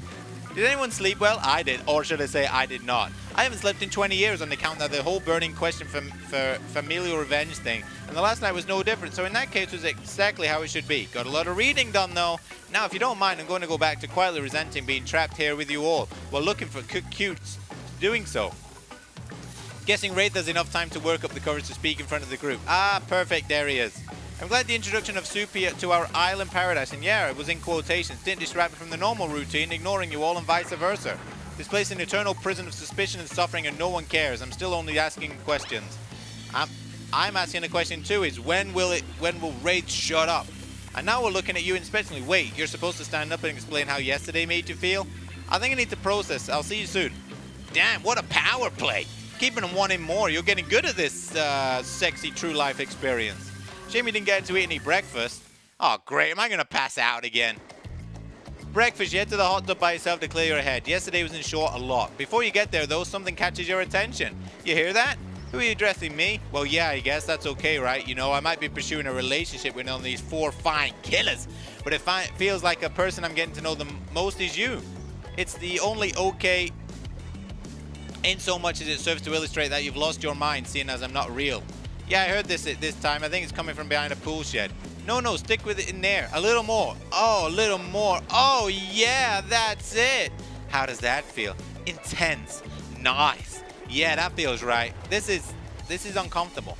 Now when you take that and put it right. Yeah, you know what I'm talking about. Just like that. Exactly like that. I swear I know these two, whatever it is they're doing. I'm afraid to look. Please say something so they know you can hear everything. Oh, wow. Look at this super bottle of Trickster brand suntan lotion someone left on a chair. I don't know I can buy some. Damn it. Oh, come on. Little privacy, please. Dwight is panting. Claudette has crazed look in her eyes. Sorry, I didn't know how else to let you know I was here and that I could hear you, well, you know what? What do you think we were doing? You were doing, I don't know exactly what you're doing. It sounded like fun. You think two people trying to find new ways to kill each other in desperate search to make their own death permanent is fun? Oops. We got 5 minutes to ourselves each day and we spend it hoping to stab each other in just the right spot where we won't get resurrected.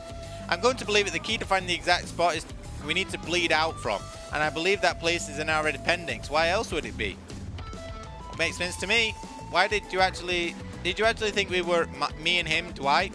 Ha ha ha! You don't have to laugh that hard, they get it. Ha ha ha ha! Woo-hoo! My life is a nightmare and yet somehow it's been made worse. Let's go, lover boy, and note down all the instruments and now 5 minutes is up. Good luck, Soupy, you're gonna need it.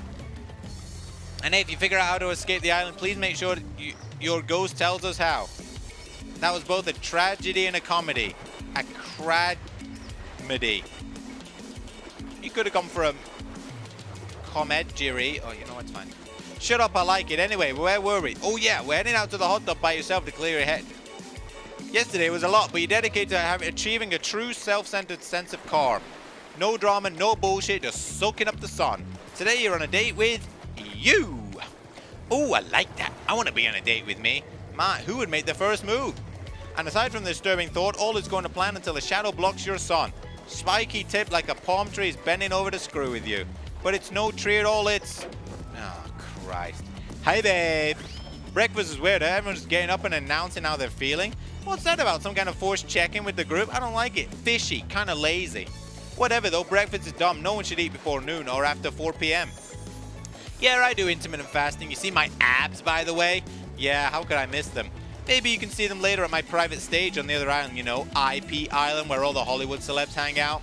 If you play your cards right, I could give you a private show, catch you around. His abs are pretty amazing, you gotta give him that. And the blow-up bat, threatening but adorable, makes for an interesting silhouette, genius design. He's a psychopath, just like the rest of them, you don't gotta give him nothing. And we're not best friends, we're just because we had the little talk about doing a little talking. It's not an open invitation to go smashing the fourth wall every 5 seconds. Okay, now that guy's gone, we've got some ground rules established that we're definitely going to abide by. It's time to lay back, take some deep, slow breaths, and nope, another shadow. Let's see who it is. Oh, my babe!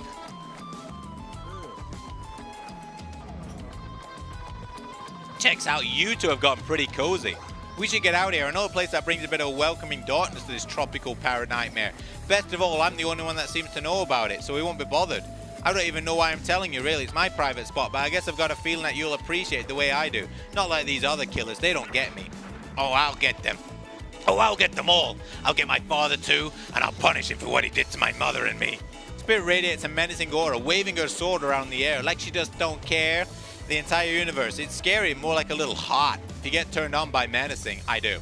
Look, all this time the Murderer's Island has got us both a little confused. I'm choosing to lean in. I suggest you do the same. You see, you've seen her get mad, which is probably enough to scare you into compliance, but you're also seeing that there's a more sensitive side hiding with her. Which one do you think will win out? You would consider her offer, but before you can decide if you want to go with Spirit, the Huntress interjects. I guess you could go with Spirit today. You see, seems pretty cool, actually. I think if we weren't here on this island, vying against each other for your attention, we might actually be friends. But, oh, look at that ass! We might have something, though, you and I couldn't let go of... I couldn't let you go off to her goth lighthouse without speaking up first. Yeah, no, our secret spot. I see everything through the holes in this adorable mask. So my offer stands. We still hang out today. Plenty of room at my cabin. Wink, wink. It's pretty cute the Huntress thinks her saying wink, wink out loud. The mask barely even hides her face. Tough choice. You weigh your opinions quickly because you can only go on one date today. You also don't want to be hacked for pieces for saying the wrong thing. It's always good to remember that these are all cold-blooded killers. But you know what they say, when life gives you lemons, you make lemonade, and then die a horrible, retching, writhing death after drinking it because the lemons were poisoned all along. God damn it. Sorry, this island's really got me tilted, so who will it be?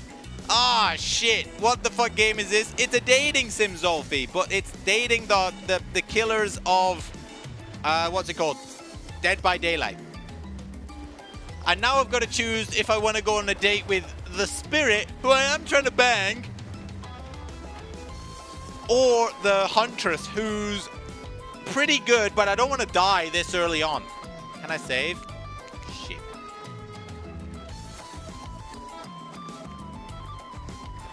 Fuck it, I'm putting all my eggs in one basket. I gotta go with Spirit. You made the correct decision, but now know this. Just because you picked me doesn't mean I'm gonna slobber all over you like a dog, understand? Well, of course, you've still got a lot to prove to me. I want to believe that our connection is real. But I've been hurt before. Literally. With a katana. How's it going, lads? A katana that I now wield in a spectral form, you feel me? Because you will feel me if you try any of that macho trapper crap. Yeah, I feel you, bruv. Before you could ask the two clowns to clarify, I'll just let you know that yes, it's too late to change your answer now. I know. Ooh. You and Spirit arrive at the coast overlooking the Black Lighthouse. It's odd and decrepit, but still impressive. There's something magnetic about it. You can see why Spirit was drawn to such a place. Yeah, DBD. So you don't actually play DBD, it's just a dating sim. I don't play DBD. You look a bit Spirit up and down, notice she's wearing all black. Wow! You mean like every other day then? Just like the lighthouse. I'm noticing a bit of theme. Is black your favorite color? Black isn't really a color, it's all an absence of color. It's a void. Like a black hole. A place that swallows light, a dying star. Damn, now that's dark. You're confident that Spirit will vibe with this, but Spirit doesn't care much for science fiction. Not the type that spaceships and lasers anyhow. She's much more into the type of strange adventures that kick off right here on Earth. Earth? Is that where we are? You wonder. Onryo. The lapping waves on the shore of the coast set a romantic tone. The fog that surrounds Spirit everywhere she goes blends perfectly with the mist rolling over this rocky shoreline. She's at one with this place, and so are you. The peace doesn't last long, however, as the lighthouse lets out an eerie howl like a monster dying. A spiraling black light stretches out across the sea.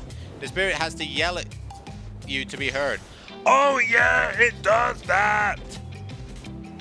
The light and the sound recede and the two of you sit in silence. The Spirit lays a towel down and pats it gently. Clearly she wants your company, so you oblige. When you do, she takes out some sunscreen and hands it to you. You're not exactly sure what to do. This is an invitation to get your hands, a little hands-on action. Oh, what else could it be?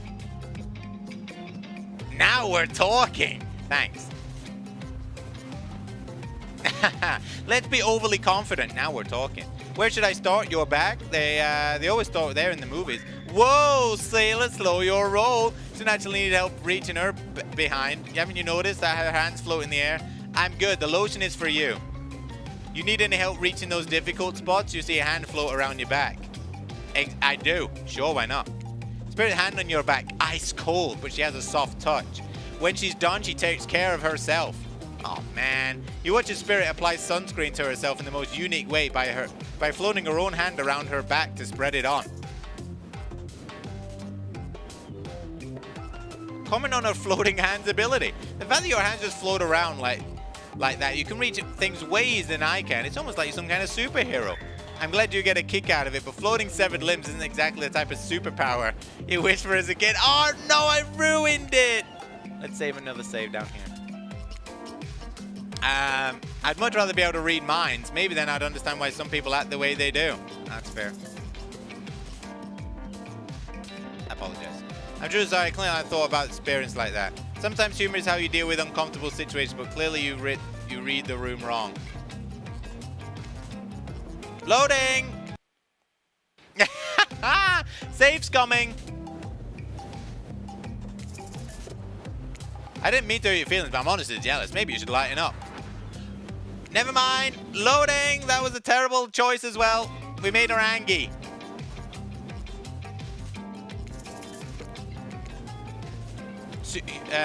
Clearly, I was just thinking about how you must have gone through to end up like that if I hadn't been horrible. It was worse than death. At least death ends eventually. But I wouldn't want to forget it. It literally made me who I am right now. Truth is, I could pull all these bits of glass that are stuck in my flesh out right now if I wanted to, but I don't want to. Each shot is a reminder of what my father did to me and what the world did to him. That's why I refuse to play the universe's game. I hate the idea that I'll force to succumb to pressure the way he did in the end. Oh my god. The way that fear and anger filled him up and came bursting out. The way his misery flooded our home and drowned us all. Jeez. It's not that hard to think about revenge. The dragon inside me is doing that to me. The world did to him. I have to fight it. Even though it gives me strength, I must maintain control. He's stronger than he ever was. I'm sure of it. Appreciate that, Soupy. We got some twinkles. That's pretty good. I suppose a little help isn't a bad thing in life, in love. This world is a lot to draw alone. Maybe we could use a little system reaching those delicate toes for a bit of lotion, you know? Having your body contorted in its vengeful poses really does a number on my joints. It lobs the lotion on the skin. Oh my god. Oh no. Yes. Perfect. Yes. Perfect. Nay. Oh, maybe that's fine. Not bad. I'll take a not bad.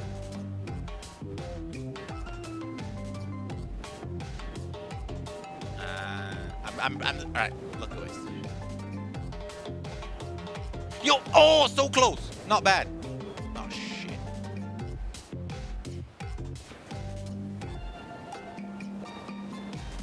Yes. Perfect. I suppose that lotion made it to where it's supposed to be going eventually. Oh, what? 3 perfects? And you weren't too incredibly wasteful. I'm not a woman who believes in rushing through things just to get them done. There is next time. I'm sure you'll do even better. You look up to the lighthouse, its ominous dark form hovering over the monument between Spirit and yourself. Evil as it clearly is, in this case, it does you a solid by blurting out another ominous moan and burst of black light. That rescues you from the silence. Right. From seemingly out of nowhere, an ancient-looking ship appears in the water. It glows, itself a thing of death. A spirit of a ship that once sailed the sea centuries ago. A tattered black flag whips in the ocean air and above its ships as it careens towards the shore. Before crashing on the rocks, it must have been drawn by the lighthouse. You hear the distant shouting of sailors as the old wooden ghost ship breaks up and sinks to the water. Oh right, it does that sometimes too. Should we, do something? Nah, the sharks will take care of it. Within a minute, the ocean is quiet again except for the waves. Note to self, hungry sharks. But these time-traveling pirates, or whoever they aren't the only ones drawn here today. Aw, for fuck's sake. I didn't come here to break up your date or something. I came here for that. For what? Ray points to the lighthouse. It is indifferent to his attention.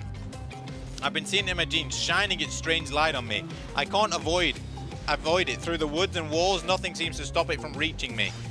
Duh, it's a haunted lighthouse. It does that to everyone at some point. You're no more special than me. Those dead pirates or that mermaid I saw washed up on the shore that one time. Ew. Mermaids, by the way, aren't close to as beautiful in person as they are in the movies. More sea witch than underwater princess, if you get my drift. It's all part of the vast conspiracy, an epic river of lies that runs beneath the island or something. I'm pretty sure I figured it out, the basics anyhow. If you come with me, you can get cut. Spirit waves her katana, nearly trimming a couple of buttons of Raid's tropical top even. He takes a hint and backs away. For the quiet guy, he never really shuts up. I'll be on my way. You'll see. Alone at last, tension broken, deathly moans quiet, and Wraith banishes back to wherever he hangs out. You scooch close to the spirit, breathing in the damp, foggy air that seems to emanate from her. It's not quite clear how the whole thing works, but you don't even care. You're feeling this moment. Spirit seems to be feeling it too. She starts to draw a rope, and you get a little peek at the bathing suit underneath. For someone who seems so intent on proving how little she cares about what everyone else thinks, she's putting a lot of work into getting into that suit. It's got straps for days. However, you're so focused on what's happening with Spirit, you don't see the next interruption come. Oh. Why are these two donkeys even here? The two donkeys burst in on you and interrupt you, whatever you were doing. It doesn't seem like they're worried that they bumped too much. We're here to make a very dramatic announcement. Well, technically, we've been here to invite you to join us back at the beach. Making a very dramatic announcement. It's hard for the producer and the host. Aren't survivors supposed to be groups of 4? For fuck's sake. You realize you were set up. Wait a minute, there's no announcement. But there is. It's me. You got mud in your ears, friend. I told you to get lost. You see, lost is what I am. And so are you, but I know our way out. I've got a map back in my secret lair, literally and figuratively. Yeah, I know the difference. That's why you should ditch Spirit and come spend the rest of the night with me instead. You got a secret lair? Damn it! Who said anything about secret lair? I said I got sap in my secret hair. There's a flap on my secret chair. I don't want to know about your secret sap in your secret hair on your secret chair, bro. Don't ask me what he's talking about. You're trying to make a mess of my first nice day I've had in I don't know how long, because it's not even clear what year it is, but in a while. I'm not about to be ditched for the likes of you. It's not me messing things up like a treat. It's a dang island. I've come to accept a difficult truth that's happening here. I'm convinced it's our fate. It's not everyone's decision. It's simply the way it will be. There's no use in fighting it. What would we even know about fighting? All you know is hiding in your spooky little secret hair and crying like a baby. So don't tell me I kind of can't find a get back against my will. I was a born fighter. A dragon lives inside me. I cannot fight it even when I might do. All I want to do is hide. Don't you see this giant hat? It's a metaphor. If I have my fate is to win every fight that comes my way. Folks, oh, you hide, you've seen it hide. We all know what that cloak is a type of hiding. Folks, a cloak, I don't cloak, I'm not a cloaker. I phase out in the open, you just can't see me. You have no idea what they're talking about. It sure sounds like some video game community forum thread. It doesn't seem to be like the donkeys are going to stop this, so it's up to you. I think I was brought here to make this choice, and I'm going to do that now. And I choose Spirit. When it comes down to it, neither of these two seem easy to love. I mean, damn, Spirit literally has broken glass shards sticking out of her, but she has a certain charm to her gloom. Spirit and I are actually having a nice time. Besides, if it's my fate to end up on this island, well, to hell with fate, really. And don't take this wrong, Wraith, but the amount of walkerness you pack into a single day, no wonder you're so skinny. All that second guessing, you must burn a lot of calories. No offense taken, but yeah, okay, it's true. I can be a little awkward, I guess, sometimes. Right, so I'm going to stick with Spirit. Spirit breathes a sigh of relief. Hell yeah. I've got enough revenge to do without killing you and Wraith too. Whew! I end another day. Oh, we're back here again. Walks you to around the corner to show you something she's discovered in the place and knew was meant to be connected. A cherry tree. It's a small sapling, but it has begun to sprout flowers. It doesn't make any sense to see a cherry tree here in this place. It also doesn't make sense to see a ghost in a black bathing suit, so, you know. As Spirit steps up to the rear, a cold breeze pulls off some petals. And they come cascading through the air around you both. Do you know the meaning of cherry blossom? I don't, but I'm pretty sure you'll tell me. They're beautiful, but also symbolic. Of course, like all good symbols, their meaning is pretty complicated. What do they mean to you? For many, being around cherry blossoms is like being in a celebration of life. People travel great distances just to near their vibrant beauty. Not me. I went once to a cherry blossom viewing festival, and I've never been back because it was just, it's just probably the same shit, different year. However, as beautiful as they might be, they aren't magical. There's just flowers. They quickly die and fade away. That's true. And for this reason, they're also a symbol of fleeting nature of life for our fragile mortality. In a way, it's a spectre of looming death that calls attention to in this special moment to see and appreciate life. How does that duality make you feel, Soupy?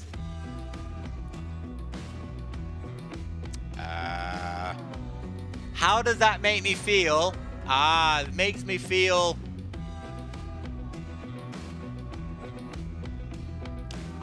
frustrated. Shit, we can't save, can we? I can't save, Scummit. Stranded, no control. The beauty and the attention of the sudden interesting companion. It should bring you joy, but it comes at the price of being completely confused and hopeless. You look down to see a crumbling cherry blossom at the ground at your feet. As you stare at it, something begins to rage inside you like a dragon. How can anyone find comfort, even for a moment, with death and decaying looming on the horizon? It makes me feel so frustrated. She liked this answer. It makes me so mad. I want to do something about it. I want to strike back at this shitty reality. Spirit lets you go off, staying calm despite your bubbling rage. That's like chat when I start ranting about stuff. They just let him have it. She must know thoughts like this. Is this why she asked you, so that you'd see things from her point of view? I want to be alive! I feel connected to this moment more than you have at any point before. You wonder, does she feel the same?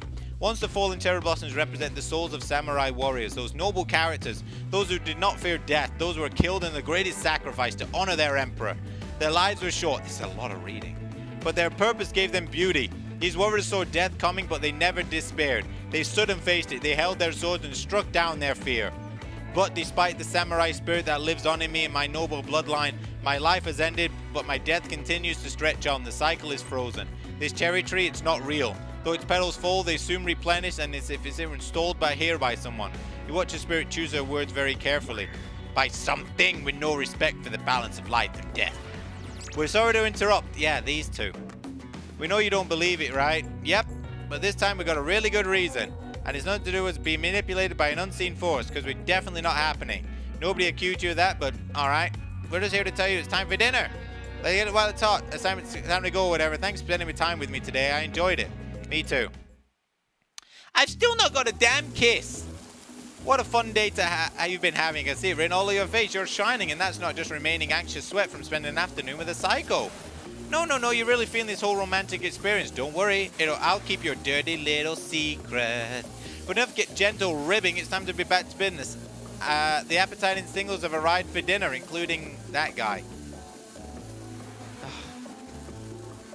They're all here and they're just sexy and demented as you remember. With your love on the line, everyone else is being careful not to offend you by saying the wrong thing. Congrats, by the way, on getting this far. I'm surprised that these four are falling for you. No, not because of your personality, because you just met them yesterday.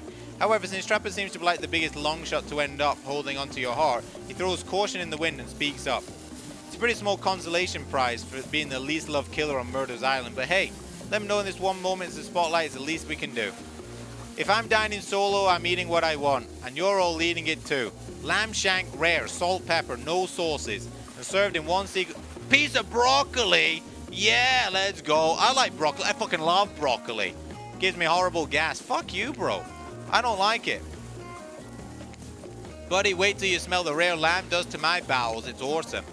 Dinner will be served shortly, but certain power brokers would like to know about your day. Would you like to share the day with the rest of the group? Absolutely not. Just sit there and say nothing. Be coy. She told me not to tell.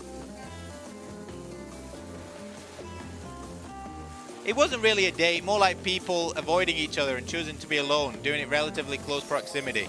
That's exactly right. Yes. Couldn't have not said anything of value better myself. Spirit is clearly happy with the way you portrayed your date. No surprise, she doesn't like people getting in her business. I knew that. I knew that. We better save. We better do a save here. Bon appetit! Don't you mean bon? No, almost as we served a lot of bones in it, even the vegetables. Impossible to avoid. Everyone eats without speaking. Tensions arising, both of the sexual and deadly variety. When everyone finishes, the donkeys come back to clean the table. They linger around as they pick up your plate, take your napkin, and dust the crumbs off the table. What would you like to say to the servants? Fuck them. Anything at all. Anything. Manners book, perhaps. It's fine, we're used to this kind of shabby treatment here on Jerk Island. If anyone would please with kindness to let us follow us to the fire pit. Screw you guys! You're constantly getting in my way. I don't care about you guys. Fire illuminates the soul. Yeah, that's true. Finally, everyone starts moving towards the fire pit, if only to get away from Raid's complaining. Yeah, I didn't read some of that because I was too busy complaining. You take a seat on the comfortable log, feeling the fire's heat against your skin, and wait for the other killers to take their place, wondering who will tell a story this time. Will the narrator tell a story? I bet they've got a stunningly creative mind. Probably not. Nothing happens. Something's almost as happening here, so nothing is probably not a great sign. Oh, cool. Now everyone's looking at you. So, you know, do something. Should I pick someone to tell a story, or should we play charades? Boggle! Why don't you tell us a story? Sure, okay. I'll tell you a story. We're very interested in you. Don't speak for me, Huntress. Now you can't tell if it's warm from the fire, it's your nerves. I know it's the fire right there, but maybe stop talking about it and have all the time to stop pretend it's not here. And doesn't... Huh? You know what? Let's ignore that. I can't read. He's not supposed to hear me. Get out of here. Raid Soupy was about to make an important decision about telling a story. I'll tell a story. Oh, wait. She said she didn't want to be... Fuck, I'll tell a story. I hope it's a mystery. It's going to be a romance. Fuck you, bro. About two lovers who take poison together and die foaming at the mouth? Yeah, sure. About two strong hunters who meet and they both try to bludgeon the same wily Wolverine? Could be that as well. Not quite. It's about my parents. They met at a party in... Oh, my God. Nobody cares. That's the worst shitty story I've ever... They married within 2 months. Shut up, Ray. Damn. That was horrible. That was a shit story. I'm glad I didn't read it. What a horrible thing.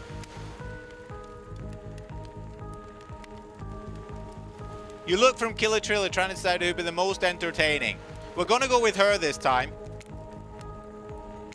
Sure thing. My neck of the woods isn't wanting for horrifying mythology. Mother once told me a story of a young man who was traveling back home after the war. Which war? Doesn't matter. I just wanted some backstory.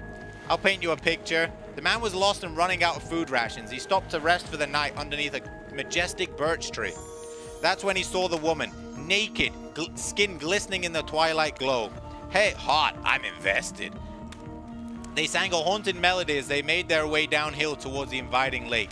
Enchanted by the music, the young man followed the parade of beautiful women until they stopped in a clearing next to the water. They turned to him and smiled. One woman with long red hair stepped forward and reached for his hand. The others began to play music, flutes, lutes, tambourines, and the harmonica.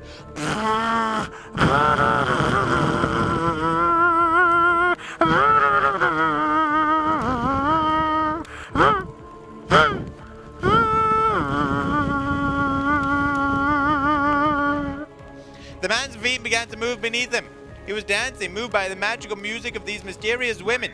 Twilight darkened into night and the man grew wary, but then he tried to still his moving feet. He found that he couldn't. "Help, I cannot stop dancing," he cried to the nearest woman, a slender woman with green hair. She drew near to him, and he saw her features distort into something horrific. She was bloated, an eye hanging from one socket, skin the color of algae, a rusalka.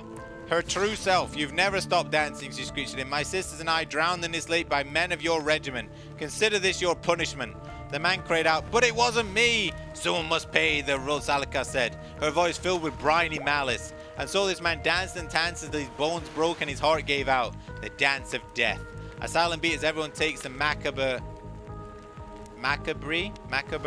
ending. It's not all bad. Ruskers are also fatality gods. As if a lady had stumbled across them, she would have been blessed with a fruitful womb and probably some candy for the road. Damn, does she really think that's a happy ending? I want what Huntress is having. How was that storyline? Ah, shut up, you two. Fuck you guys. I don't want to fucking read your dog shit. I hate those two. When you use the word, fuck you guys. You're ruining the stories. Fuck you as well, pal. Spindly legs. I just want to talk to my babe. I'm so over that. Don't you get it? Society wants to trick you into fighting with each other so the corporations can swoop you in and sell you fake solutions. I'll be sitting here in my shade and drinking something locally sourced while thumbing through a public domain novella printed on recycled paper because I refuse to play their game anymore. Yeah! He's trying to be unappealing as possible. It's working. Despite Trapper's insatiable appetite, it seems his attention, along with the attention of everyone else, is still on you for the moment. If I could, I don't know, just pick up one of us and maybe we could move on with our lives. Who's it gonna be? I already know who it's gonna be. Bang. Spirit. You picked me? Yay. So that was rude of me. I despise phoniness, and so I should be honest with you. You make for an interesting company, and I love the idea of winning over all of these colors at cost. Even when I hate the game and the prize, but I had a long day. Floating, subverting expectations, grinding my teeth as I imagine sweet, sweet revenge. It takes a lot out of me. So don't stop bringing your A game, alright? It might seem like I hate everything, and getting to really know where I am is impossible. Not worth your trying, but too bad. You won't know unless you search deep inside yourself and bring everything you've got. Or just say the exact right thing at the right time and melt my cold heart in an instant. I don't know the rules, they were better than you. See you at the bar. Let's make a save. Remember, we're save scumming. You arrive at the bar to find the clowns, both holding cocktail shakers, surrounded by a bevy of bottles for assorted boozes. Who's ready to get wasted? I don't drink, so not me. You don't drink ever? Is that like because it just falls out? I don't drink alcohol because alcohol's poison. I don't drink either. Everyone knows this kind of date is just an excuse to get loaded on booze and make terrible decisions. It's true, not a single person ever learned anything from one of these. Dwight, that's not true. I learned how to tie a cherry knot in a stem using only your tongue. Whoa, whoa, whoa. Who ordered the soda with a splash of my private business? Because that is off menu. Well, I know what I'm drinking to get tonight. Mixology is a real thing. It doesn't require alcohol to be interesting. I'll have you all know that I worked at a restaurant before I was violently executed by your father, on whom you'll have a bloody vengeance. How about you, Super? Do you drink? No. I've got this impression that tonight will be a night I want to remember perfectly, so I'm going to pass. Hear, hear. Alcohol is a false escape. Besides, it's not like sober people can't have fun. You watch as Spirit picks up a plump cherry and roughly stabs a little plastic sword through it. Cherry juice splatters everywhere, and its little fruity guts flop onto her lap. I'm eating it! One of the upsides of wearing black, it hardly shows stains. No takey backsies.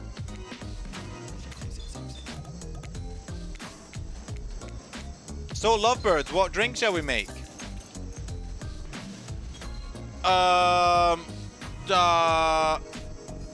Which one has a cherry in it? I've just saved. It doesn't matter if I make a wrong decision. I'm gonna have a dark and stormy. How about a dark and stormy drink for my dark and stormy date? Oh, I'm killing it. Please allow us to demonstrate how a Dork and Stormy is made. First, rum, or in this case rum extract, and a bit of apple juice is poured over ice. Then freshly added ginger beer. Garnish with a lime wheel and drink. That sounds actually pretty good. Do you think you're up for the challenge of replicating the recipe? Shit, what did it say? I wasn't listening.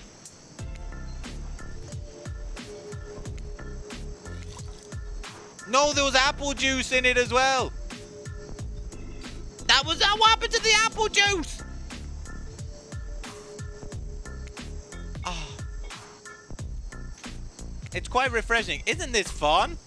Yeah, I'm hoping to get a bit of a at some point, but hopefully I'll have, your thigh's a lovely woman, but I might be the one to pull these shards out. And since you picked a simple garnish but delicious drink, I've got plenty of time left to relax. Want to make out a little? You breathe in a... I do want to make out a little, yeah.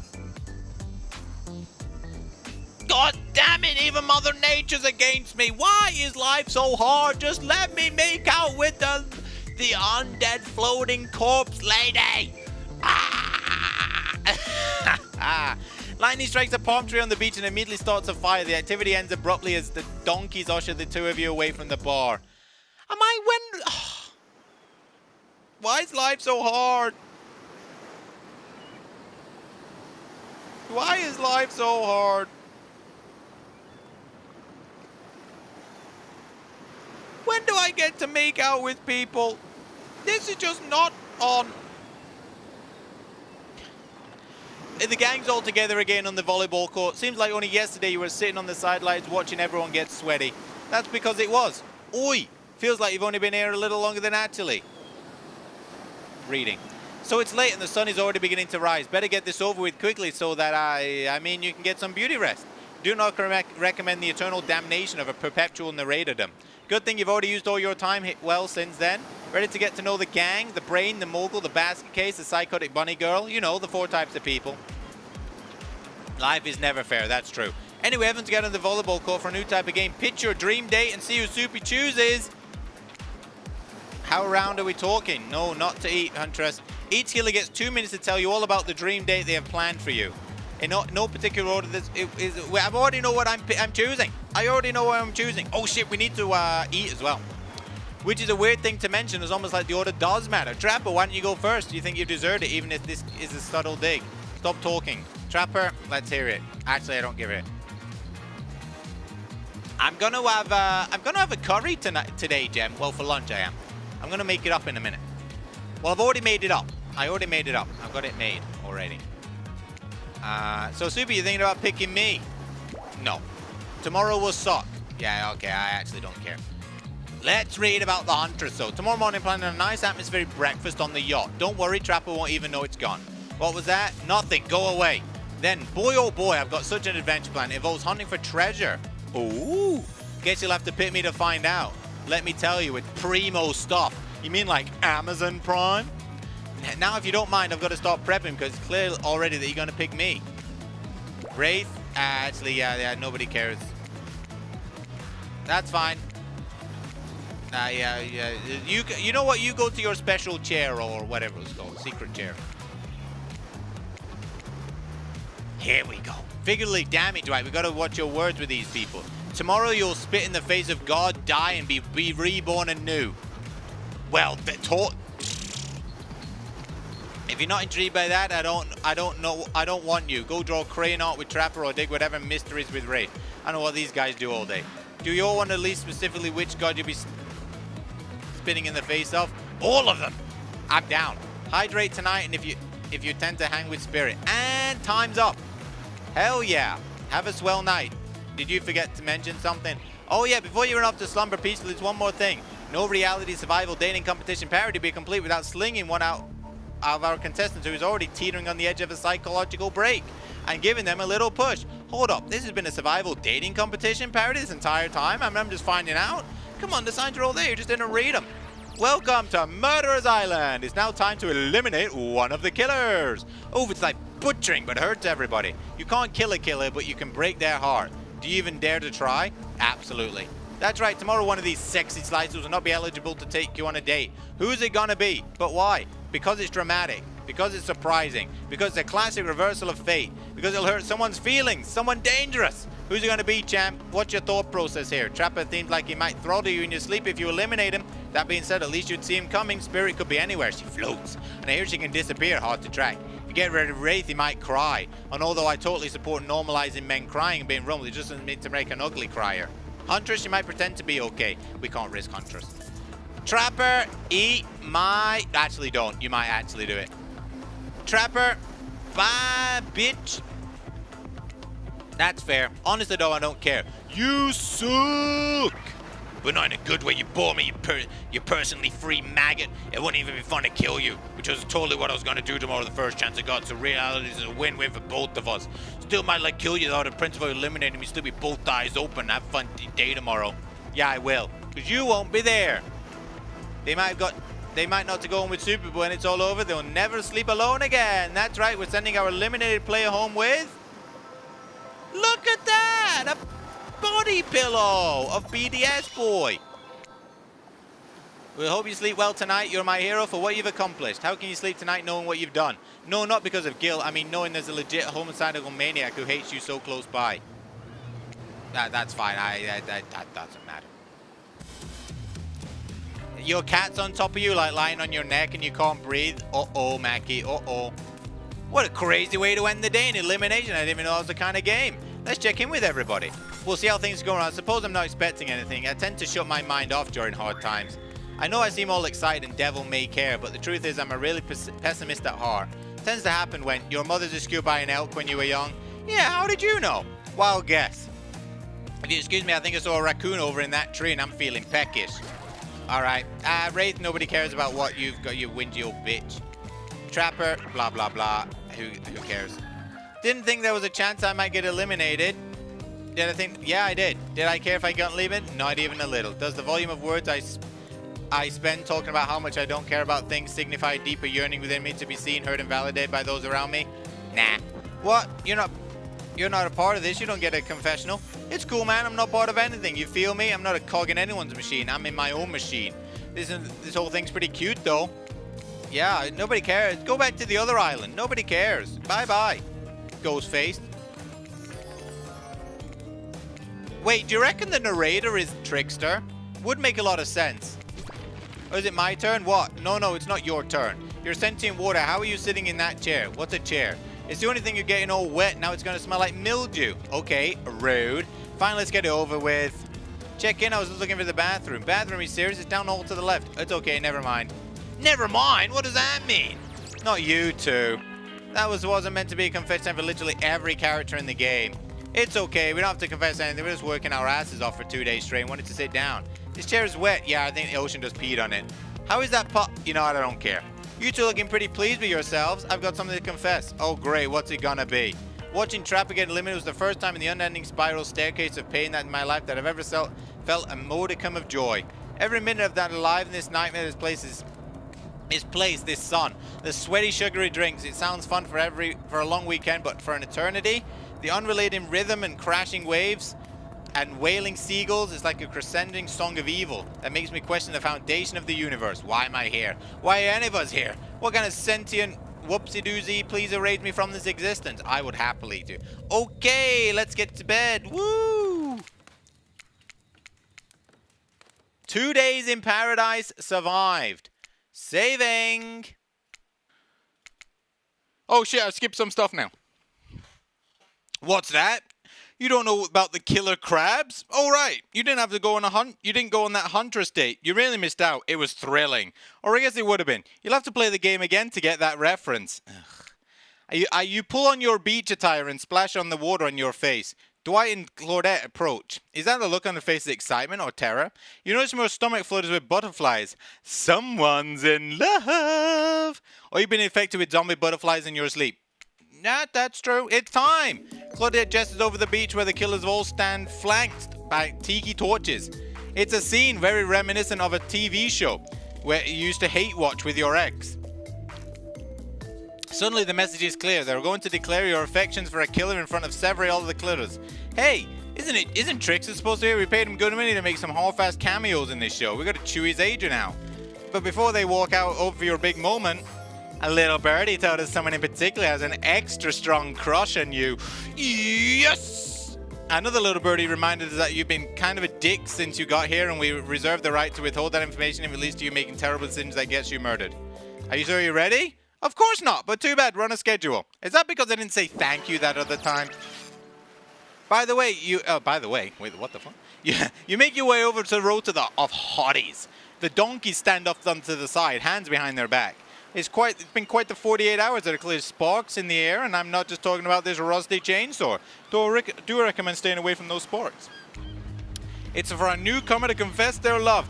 Wait, I have to drum roll this. No, you don't, but who cares? Subi, who do you choose for your solo date? Can we at least do the flower thing? Dwight, I thought we agreed to keep that between us. Not that flower thing. The thing where the suitor gets a flower as a symbol of the contestant's love and affection. Oh, right. Yeah, I suppose. But no roses. They're so cliche.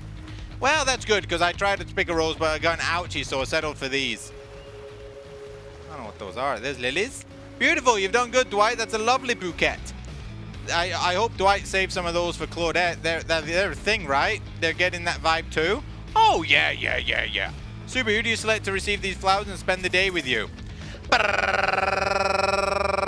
Ding, ding, ding, ding, ding, ding, ding, ding, ding, ding, ding, ding, ding, ding, ding.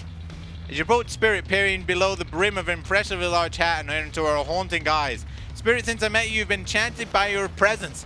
You've challenged me to be better. Person, resisted the urge to show me the sharp end of your katana. For that, I thank you. I'm ready to take our relationship to the next level. I should have saved. And we shall, up to the eyes of the dark storm, that is our reality, to the lantern room of the Black Lighthouse. It's time to see what you're made of. Oh. Uh-oh, SpaghettiOs. I thought it might be a nice start to start out on the Trapper's Yacht before we head up to the lighthouse. Even if I kind of... Wait, we gotta save, because there could be some make or break decisions in here. Even if I kind of hate the basic tropical vacation stuff like yachts and snorkeling or whatever, it's good for you to see me in the sun a little bit at least. There's much more to me than what you've already gotten to experience. But there is. I know that my whole vibe can be a little dark. The hat, the swimsuit, the plume of floating hair. This wasn't who I always was. I was a normal young woman once, went to school, hung out with friends. I even had a part-time job working at a restaurant in town. And then, well, you know what happened. Your father, he murdered me and I woke as an undead Avenger. That's not what I was getting at. Something else happened to me. I realized I needed to be seen. I don't know by whom, a lot of time when you think about ghosts, that is kind of the see-through, flickering specters. You imagine reaching out and having your hand go right through them. Ooh, like that sort of thing. Or maybe there's some warpy effect of the world around you. I don't know. Depends which movie you're watching. But when I died, well, I dared to try and reach your hand through me. No, not really. That's not an invitation. It's rhetorical. Why did I end up this way? Who brought me to this island? Who knows? I sure don't. I got my ideas, but I'm not exactly here digging caves and dusting off antiques and trying to find clues and analyze their meanings. I do want to take this experience seriously, though. I want to give the process a chance. It might be a dumb process and one that I extremely have little respect for as a person, but you just woke up on this beach with no memory who you are or where you came from. I'll run a 3 count and simply trying to swim away. You've given it a chance. I didn't know that swimming away was an option.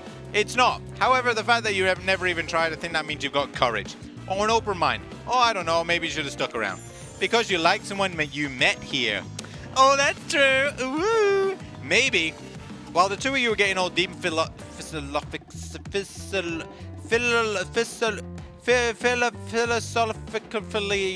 flirty, the yacht pulled away to the shore next to the lighthouse. Last stop, everybody off. There are other stops. Oh no, not this trip. Of your life.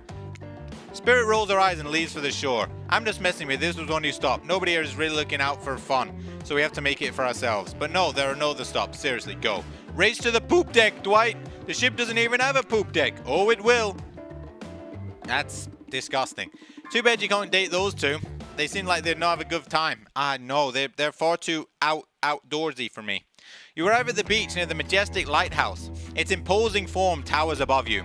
A flock of birds circle lazily, with no sense of fear or urgency as it circles a corpse that hasn't moved in ages. I'm excited about today, see? Spirit places her wrist delicately... What is wrong with me? Delicately in your hand and presses your fingers down against her skin. It's cool to the touch, but you feel... Is that the faintest of pulses? My blood is absolutely pumping. So what happens now? Now I'll show you something that no one has ever seen up close before. Well, no one who has lived to tell about it. We're going there. Spirit points to the top of the lighthouse amongst the circling birds. What is actually up there? Have you seen it? Hey y'all, oh my god, what are you doing here? Hi Wraith, you seem chipper today. Something strange is definitely going on with this guy. Well, something else strange, something definitely more than usual. Wraith takes a deep breath, sucking in the ocean air like it's the greatest air that's ever been sucked. Soupy, thank you for choosing anyone else to go on a date with today. Alone again forever, this is how I'm meant to be. I feel alive. Well, fuck off already, man. Hey, you done with kind of note on that date you just mentioned? I'm glad you're feeling ready, Ray, but like she said, we're in the middle of something, you mind? Oh, right. So what you doing, heading up to the Eye of the Lighthouse? I love it up there. You can really see the whole island from there. In fact, Spirit Authority said no one else been up there, and I lived to tell about it, but this sounds extremely like telling about it. Technically, I don't think Wraith counts as being alive. I mean, don't maintain the canon, but Spirit waves her arms at Wraith for head to toe. And if he's not dead now, he's gonna be when I punish him for interrupting our date. Hey now, we can solve rope bombs without hair floating into any menacing shapes. I'll just be over here running away, enjoying the view. Ooh. You know, I think Wraith was kidding about that whole being up there thing. Honestly, the view isn't on the island. What you can see is mostly ocean on account of being, you know, a lighthouse. However, that does bring an interesting point regarding your, how do I say it? Spirit's hand floats up as she scratches her head contemplatively. You don't see her at a loss of words like this. What's your mortal status? Because despite what our lanky friend seems to think, the lighthouse is not to be trifled with.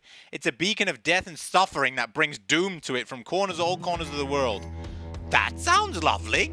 If not further, well, duh. You saw a freaking pirate ship travel through space and time to crumble at the rocks beneath its spooky tower. But you decide not to point it out because that would be too romantic. I think... saving! I think I'm alive. I'm here with you, walking this beach, feeling the water on my feet, feeling the sun on my skin. Here with me, the spirit, does it make you feel alive? I guess I don't know. If you come with me up to the Eye of the Black House, you may never return. Is that a risk you're going to take? Because we have something. I won't deny... Wow. If we were to commit right here now and figuring out as friends, we could pull that risk off for another time. Just be friends? Ouch. Is that way of letting you down easy? I don't know if I want that friendship. I want you. That's why I chose you. I can't decide this for you. I can only warn you that it might not be safe. You might die up there and nothing can do about it. I'm going up, baby! YOLO! You take a deep breath and think about every particle of the sea air as it travels through your body and fills up your lungs. It may be the last time you have such a thought, but you feel strangely at peace with that information. I don't need another friend. I want something more and I'd risk my life for it. Spirit smiles a quirky, devilish smile. Am I gonna die without even getting a kiss? Right this way. She seduced me from the start. She knew all that. I've been played like a fiddle. Inside the lighthouse is almost pitch black. It was seemingly day when you stepped through the door. This place feels like a void. The last thing you see is your final rays of sun. Leave you is a horrible sight. A petrified body lying on the stairs, reaching not up but down as if it had been crawling. Watch your step. The things we do for love. Well, this is cozy, eh? When you arrive in the lantern room at the top of the lighthouse, you breathe a sigh of relief. The light is out, seemingly defunct. Dust cakes the room as though it hadn't been operating in a century. However, somehow, it was just this morning, a moment ago, but now it's night? What do you mean a moment ago? I've been standing here looking out of the ocean all day. I've really enjoyed the peace time together with you. Taking in the view, standing in complete silence for hours. It was my kind of perfect date. Wait, what? Really? I remember that. I just called it the perfect date and you can't be bothered to remember it. What kind of game are you playing with me? I want to remember, it's just that for some reason my mind is completely blank. But hey, I'm not dead. Oh, you're already dead and have been this entire time. Huh, that's true. Maybe we'll never know, but it doesn't look like the light's working. Even turned off, the light has the power. Even turned off, the light has a power to it. The massive lens refracts moonlight though it's through itself. A subtle sparkle has a hypnotic effect. Maybe that's where the day went, staring into the light as the sun fell and the moon rose. Thanks for spending the day with me. I had a really great time. Yeah, me too. I just need to save again. That's it. Don't get me wrong. This is really cool and all. I guess I don't know what I expected. I suppose if you thought you were walking into your death and nothing happened, it might feel a bit anticlimactic. Sorry, anyway, it's time to go. Here, let me just flip on the light for the staircase, see to get down. Huh, the stairs look pretty dark. Maybe it... Spirit's interrupted by a strange hum. Then it becomes frighteningly clear to you. That switch wasn't for the stairs. It was for the main lantern. A lantern that was beginning to power up. A faint... Oh, Jesus. The faintest smell of burning begins to reach up your nose. Oopsie! Looks like maybe the switch wasn't for the stair light at all. Now we see who really is alive and who's really dead, I suppose. It's bound to happen sooner or later. You slam your eyes closed, hoping that somehow not looking at the light itself will protect you. Not sure how the logic in that, but if it's magic, it kind of defies logic. I want to see it, but well, I'm a little scared. Look, don't look directly in the light. Open your eyes and look only at me, and I'll keep you safe. Oh, jeez. Oh, no. Oh, I've saved. It's fine. Wait, what are we supposed to do? Oh, where's the stop one? Perfect. Oh, we're just going to mess this up so bad. That's good. Perfect. Oh, that's fine. Where's he gone down there? That's good. Not bad. We'll take it. A little bit. Are you okay? You seem okay. I hope I haven't ruined this by pushing you to do something you weren't meant to do. You're so brave. Maybe not so coordinated, but certainly brave. I'm so lucky you'd put yourself through this for me. It shows me that you're real. Despite your attempt to resist the incredible force of energy from the Black House Lantern, it refuses to subside. No, it cannot be ignored, and it doesn't matter if you look directly at it or not. In the end, it was just a trivial game. This is real life. Real magic, and stare at it now and its power penetrates your mind. Man. Hey, been a while. How's things? Doing good? Feeling more dead or more alive?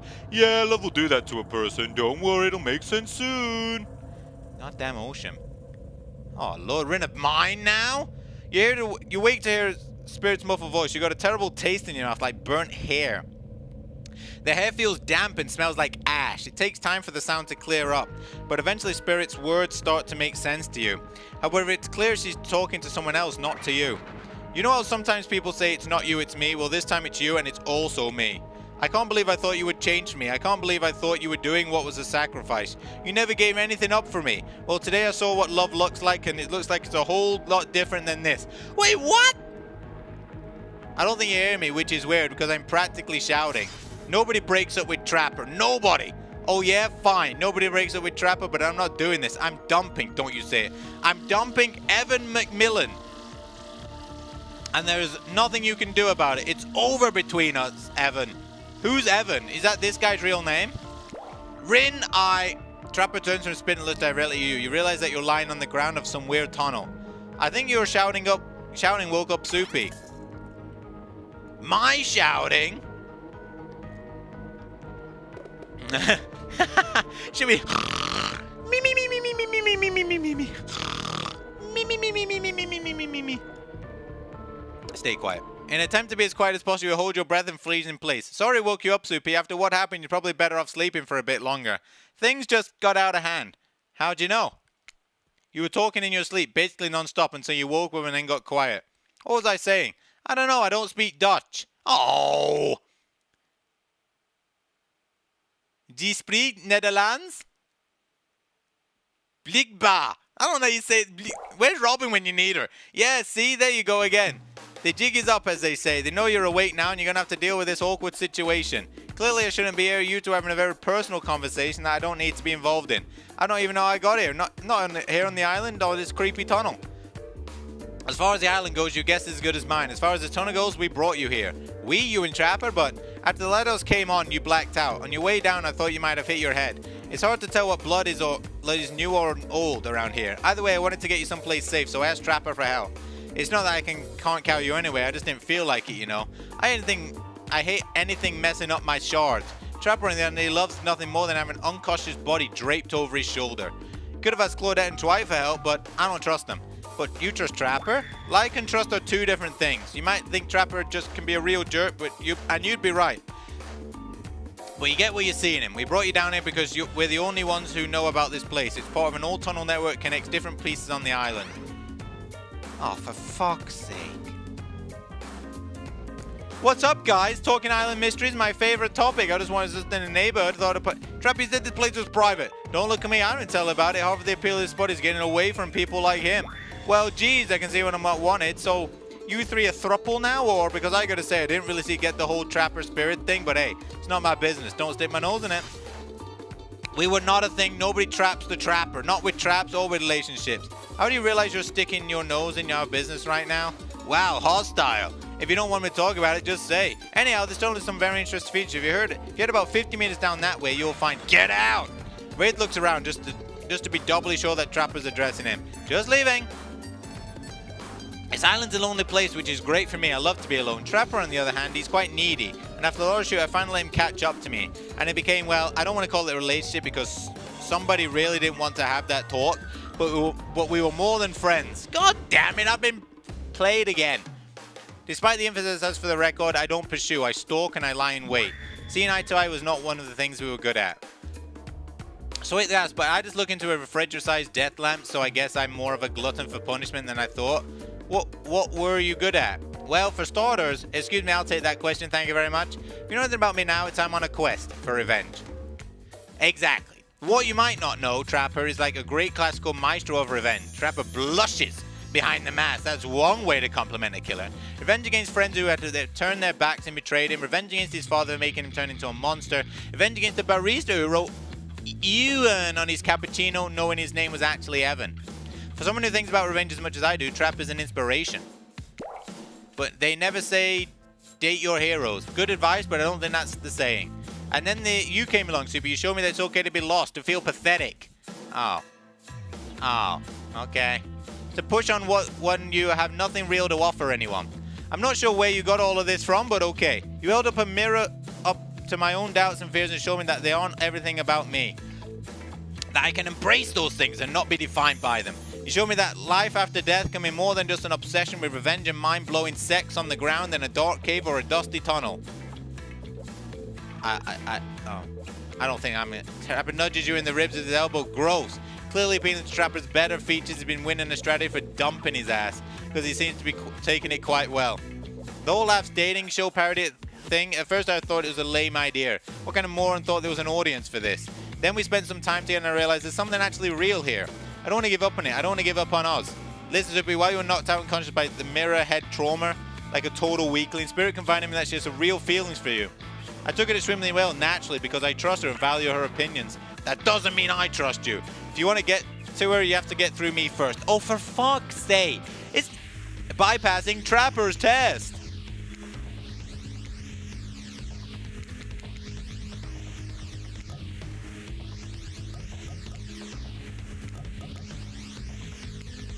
Coming to BHVR TV, Sundays at 8 p.m. Welcome to Trapper's Test. Answer my questions correctly or die. Question 1. What spirit's real name? The one given to her by a murderer's father, which she only lets real friends call her. He's called her Rin Yamaoka. Okay, you got that one. Don't celebrate. Question 2. What lives inside Spirit? A dragon. Everyone knows that. This one won't be easy. Question 3. Where did Spirit work back when she was a normal college girl before she was hellbent on revenge? Restaurant. I know. To think I would date a waitress. Don't tell your father I even mingled with the help like that. He'd be so disappointed. Question 4. What's Spirit's favorite color?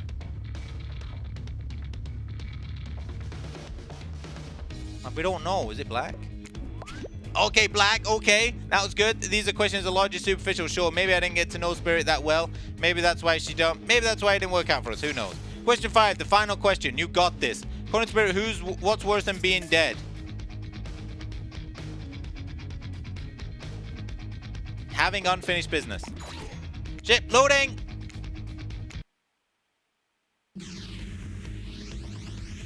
Speed run. Here we go. Rin. Dragon. Restaurant. Black.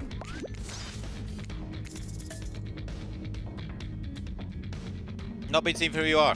Yes! When I pitched Trapper's Test to the suits at the TV, they told me there was no room in the budget for a new car to be given as a final prize. So I killed them all. Right there on the spot. While killing them didn't solve any of the budget problems, it sure did feel good. I'm telling you this to A, brag. B, explain why the only thing you're going to win is me saying congratulations for passing the test. Not that it was some huge challenge. I mean, the woman obsessed with a giant light that shines in the dark has a chip on her shoulder about being seen. Go figure. You probably guessed, but rules are rules, and if I literally just made them up, you got it right. So I guess I prove you doing it spirit or whatever. I've never really cared in the first place. I was just hoping you'd slip up and give me a good excuse to wet my blade with your blood. Not gonna happen, buddy. I had a failsafe. It's called Le Save Scum. Maybe I'll find a reason tomorrow. For now, you two have fun. Wink, wink, wink. Trap her out. I'm sorry you had to endure that. What, 5 measly questions? It was nothing. Not even that. As ridiculous and necessary it was, the whole thing. The waking up in a random tumult, overhearing our argument, the news that Trapper and I had something going on, and a stupid quiz. All of it, especially the whole trap her out catchphrase. It's only because I actually like you. None of it would happen if I didn't. And I like you too, Spirit. Please call me Rin. Let's go. Rin. I didn't really feel like the lighthouse experience is completed. There was something else I wanted to show you. Alone up in the lantern room of the tower. Get your mind out of the gutter. Oh, how did it know? It called me out on my bullshit. I didn't even get a chance to say it. Not that kind of game. What's that? Hold on a moment. I'm being told no way. It is that kind of game. Disregard the gutter comment. Yes, let's go. Come back up there with me. There's no place I'd rather be. Let's go. You're excited to return to the lantern room of this lighthouse, despite all the drama and worry that was previously a part of this place for you. More importantly, you're excited to be there with Spirit, which makes it all more crushing. Oh, for fucking donkeys! These two cock blockers! Just kill them, please. Just murder them. Donkeys! Funny seeing you. What did I say funny? I meant tragic. Tragic? I don't think so. What can more tragic than a family reunion? Those are always joyous occasions in my experience. Before they explain what's even supposed to happen, the light room begins to howl a low, frightening sound. The lens begins to blow in a now familiar way. Prepare to shield your eyes in case something bad happens. Now isn't the time for any reality show adjacent shenanigans. Donkeys, shield your eyes. We don't know what the lighthouse will. Now, please don't interrupt. You'd think after all this time you'd know that we've got our best interests at mind. Wait, what? No, of course I didn't think. I got waxed in your ears, friend. I asked you not to interrupt. Too late. The black layer flies in the darkness. You see something horrible and strange. In the place of Claudette and now two ghoulish silhouettes. But before you can focus on, the light passes and the two survivors are returned to their normal states. It's breezy up here. I should have packed up a sweater. Breezy! What in the hairy hell? Hey, watch the language. You shouldn't speak that way. Oh, for fucking is this now? You can't murder them, Squire. I know, but still, we can try. Around your elders. Grandpa? My little Rin. You're such a woman now. They grow up so fast. What? Soupy, meet Grandpa Kazan Yamoka.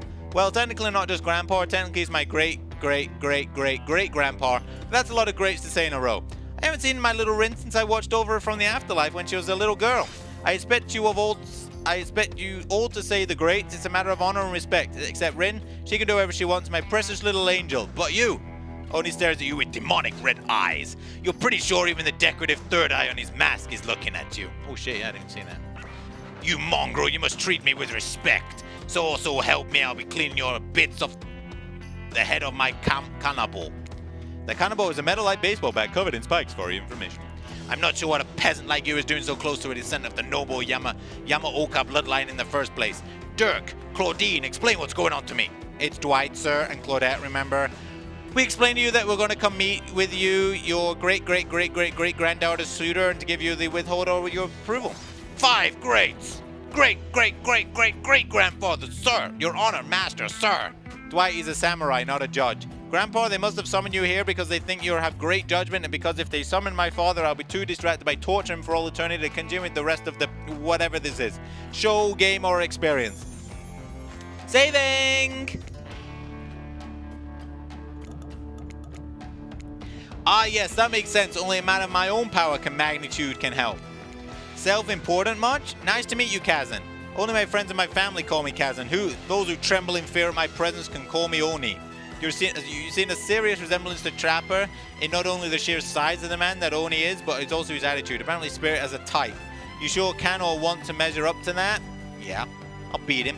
It dawns on you that, wait a second, maybe you do resemble Oni. Every time you try to look at your own reflection, however, you become dizzy and confused. This definitely deserves more thought now. But now's not the time to consider the fact that you might be some kind of hulking vampire with the first ever case of self-blindness. That's a massive samurai mad dog in you from 2 steps away. Well, we've got a dog on him right back. Well, you don't scare me at all, so I'll stick with Kazan. Peasant, I realize now the true purpose of my visit to extinguish your light. Only waves his katana in. It was a cannonball before. Well, oh, this katana. Hi. In the air, mentioned like great grandfather, like great granddaughter apparently. Hold up there, grandpops, not so fast. You're only supposed to kill them if they deserve it. First, you should get to know them a little better. Young people these days always waiting to kill people, insisting they must deserve it. Back in my day, you did what needed to be done because your nobility depended on it. In his day, for such an imposing presence, he sure he's giving off serious boomer man yells at cloud vibes. I don't think you can. That's an IP. You see, when I was a young man, we didn't have foreigners in our land. Fucking feeling call out here.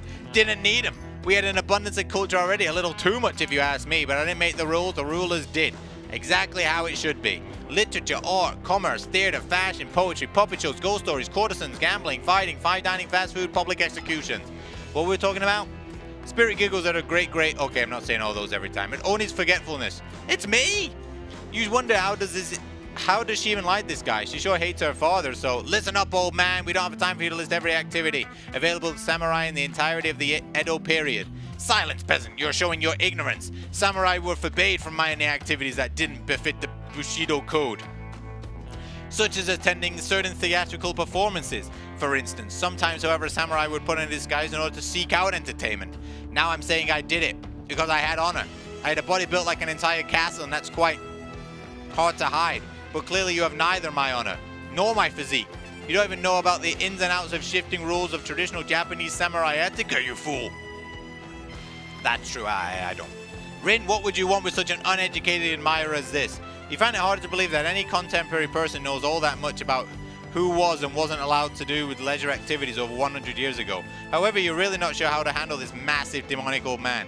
Oh wait, I get it. Hang on. We've got to update our save. Save's going. Oh wait, I get it. Sweet Rin, my beautiful descendant. You invited me here to do what you're too kind to do. Bash this jerk's head in. Claude, Doris. Fetch my cannibal. Rin, wrap your robe around this mongrel's hands and hold them still. We'll splatter their brains on the beach together as a family. Grandpa, no, that's not why I invited you. In fact, I didn't invite you. The donkeys did. Ha ha, yes, sure. Wink, wink, wink. The whole wink saying wink out loud thing is getting out of hand. Him and Trapper really do have a lot of common, don't they? I swear, Soupy has a good soul and is the heart of a warrior. They fought for my love in their own way, faced down death more than once and put up with their fair share of nonsense. Nonsense which seems to be endless. Can we, I don't know, wrap this up already? Of course, of course. Who am I to expect anyone to wait around for my approval? I've only been hanging out as a ghost and watching my bloodline be polluted by cowards and quitters for 5 generations. Just come and give your ancestor-in-law a big hug. Sword drawn only beckons you closer. There's no way he's ever hugged anyone his entire life. I think I'm good over here, actually. Rin, now, push them my way and I'll split them in half. The sacrifice of this usurper to the Yamaoka bloodline will surely bring us back to life and set us back on the course of honor. You're so silly, Grandpa. We both know that one sacrifice can get our family back on track. Did I eat? Yeah, I've already eaten, Jim. Revenge of my father, your great-grandson, traitor to the Yamaoka line. Name even. The lust for violence in your voice, it fills me with cheer. I'll never forget who I am. I suppose if it's the person that you want to be with, to go on your journey of bloody revenge with, I should trust your judgment. The strength inside of your blooms should have the same cherry tree that was planted centuries ago by our shared ancestors. And if Soupy ever treats me poorly, you have my word. Of my family's honor, I will wield my katana and gut them like a fish. A tear rolls down from behind Oni's demonic mask. You sure want to marry into this? The last word of advice, my dear girl, the father's stuff. Don't forget it, just maybe stop focusing so specifically and obsessively on it. What he did? What he did, it was awful, but it was already done. Do something for yourself now. How can you read so fast? Because if I read slowly, chat's gonna fall asleep, and everyone's just gonna go. Just my 2 cents. Well, be well, Rin, I will see you again soon. Let's go now, servants, donkeys. Return me to the stables. I assume my dragon has been fed and tended to. Yes, sure.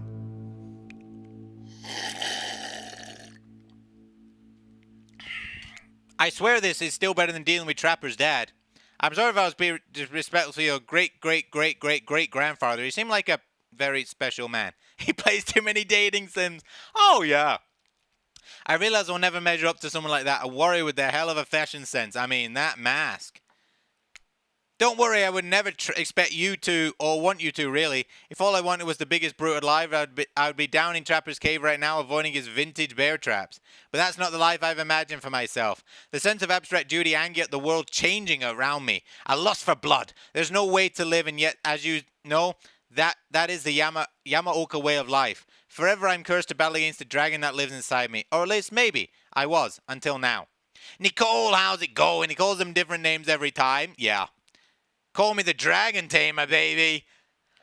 Cringe! Dies of cringe. You haven't won this game yet. Please don't ruin it. Sorry, I have no idea where that came from. I think we've spent enough time in the lantern room. We should get back to the beach. I've still not got a damn kiss. The moonlight sets a romantic mood as the storm clouds roll in and surround the lighthouse. You know, the sun may have set, but if we wait long enough, it will rise again. Oh my god. Oh my god! Spirit removes her sheer robe, showing you her strappy black bikini. Her pale skin glows under the light of the moon. Maybe you could help me get a head start in applying tomorrow's sunscreen. Save the game, save the game, save the game, save the game. Last time was, well, I definitely felt more connected to you afterwards. To be totally real with you, I just asked you as a goof, but really I enjoyed it. I swear though, if you tell anyone about this, I will not be labeled a foot freak. Not that there is anything wrong with feet, it's just that something about that kind of attention really gets people talking. Steady.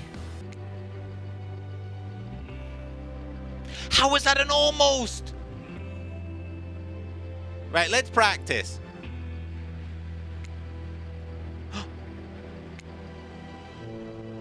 Oh my god!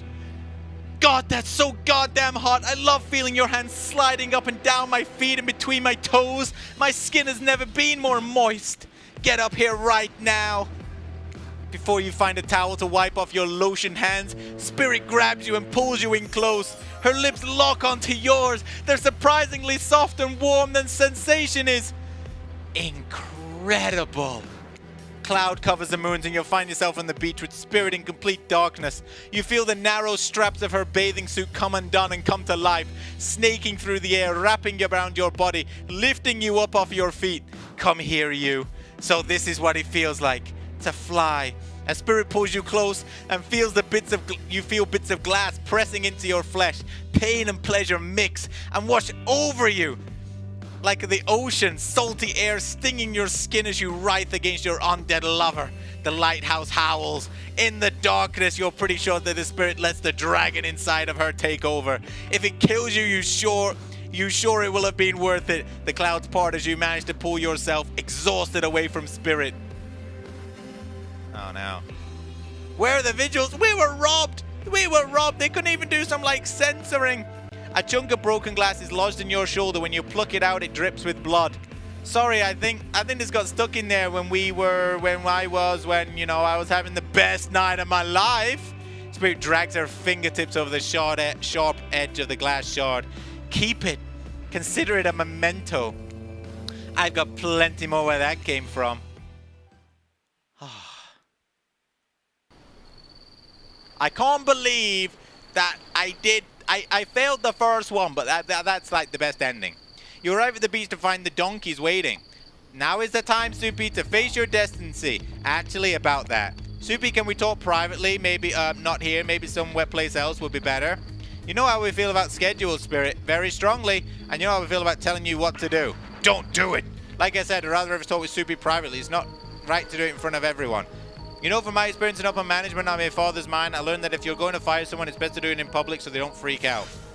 Please, enough of the fire talk. Wait, you think? No, she couldn't be. They seem so in love. Well, I mean, not really. Spirit is still Spirit. But if I tried to imagine Spirit in love, I suppose she hasn't attempted to murder Soupy yet, so... Okay, fine. Your guess is as good as mine, really. The girl is very hard to read. A word of advice, so if you're going to end it quickly. In my experience, the more pathetic the creature, the more annoying the final howls are. Oh. Yeah, exactly. Exactly, Chief. Oh.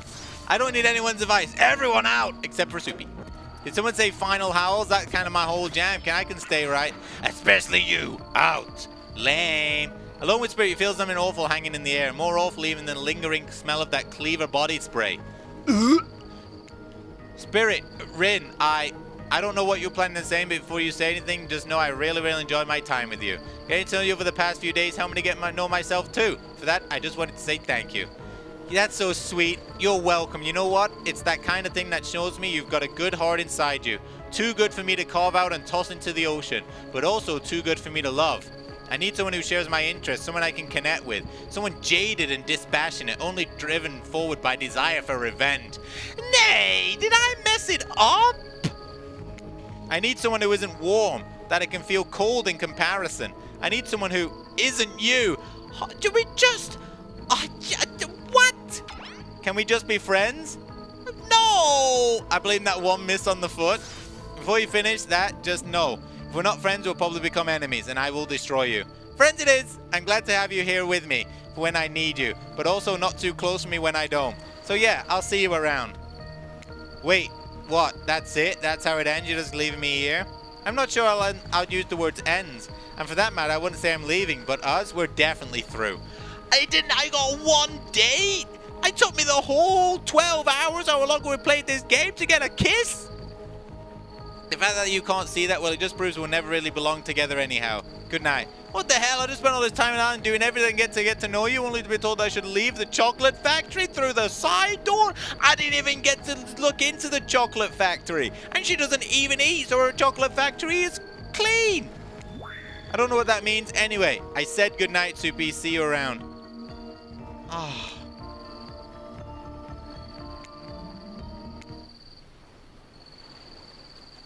What an absolute fuck off friends forever. I wanted to be lovers. What? Oh, that's some... Oh, no.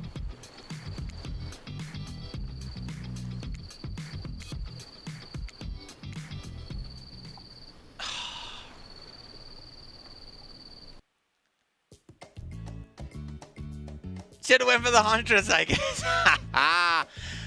We might do on the next playthrough. Maybe on another playthrough. But not today. I need a moment. I need a moment.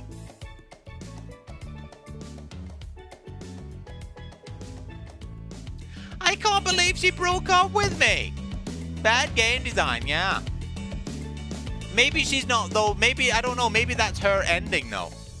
Do they all have a positive ending, though? Boo! Boo is right. Boo is right. You suck! Yeah, you suck, game. Look, you can kill him.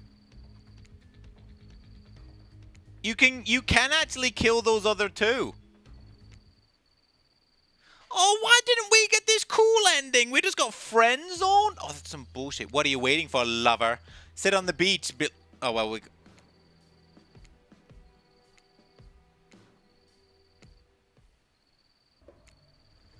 Oh, that's it. That was the ending. That was the absolute ending. You just get told, I hope we don't leave. So this is like the ending scene that you see.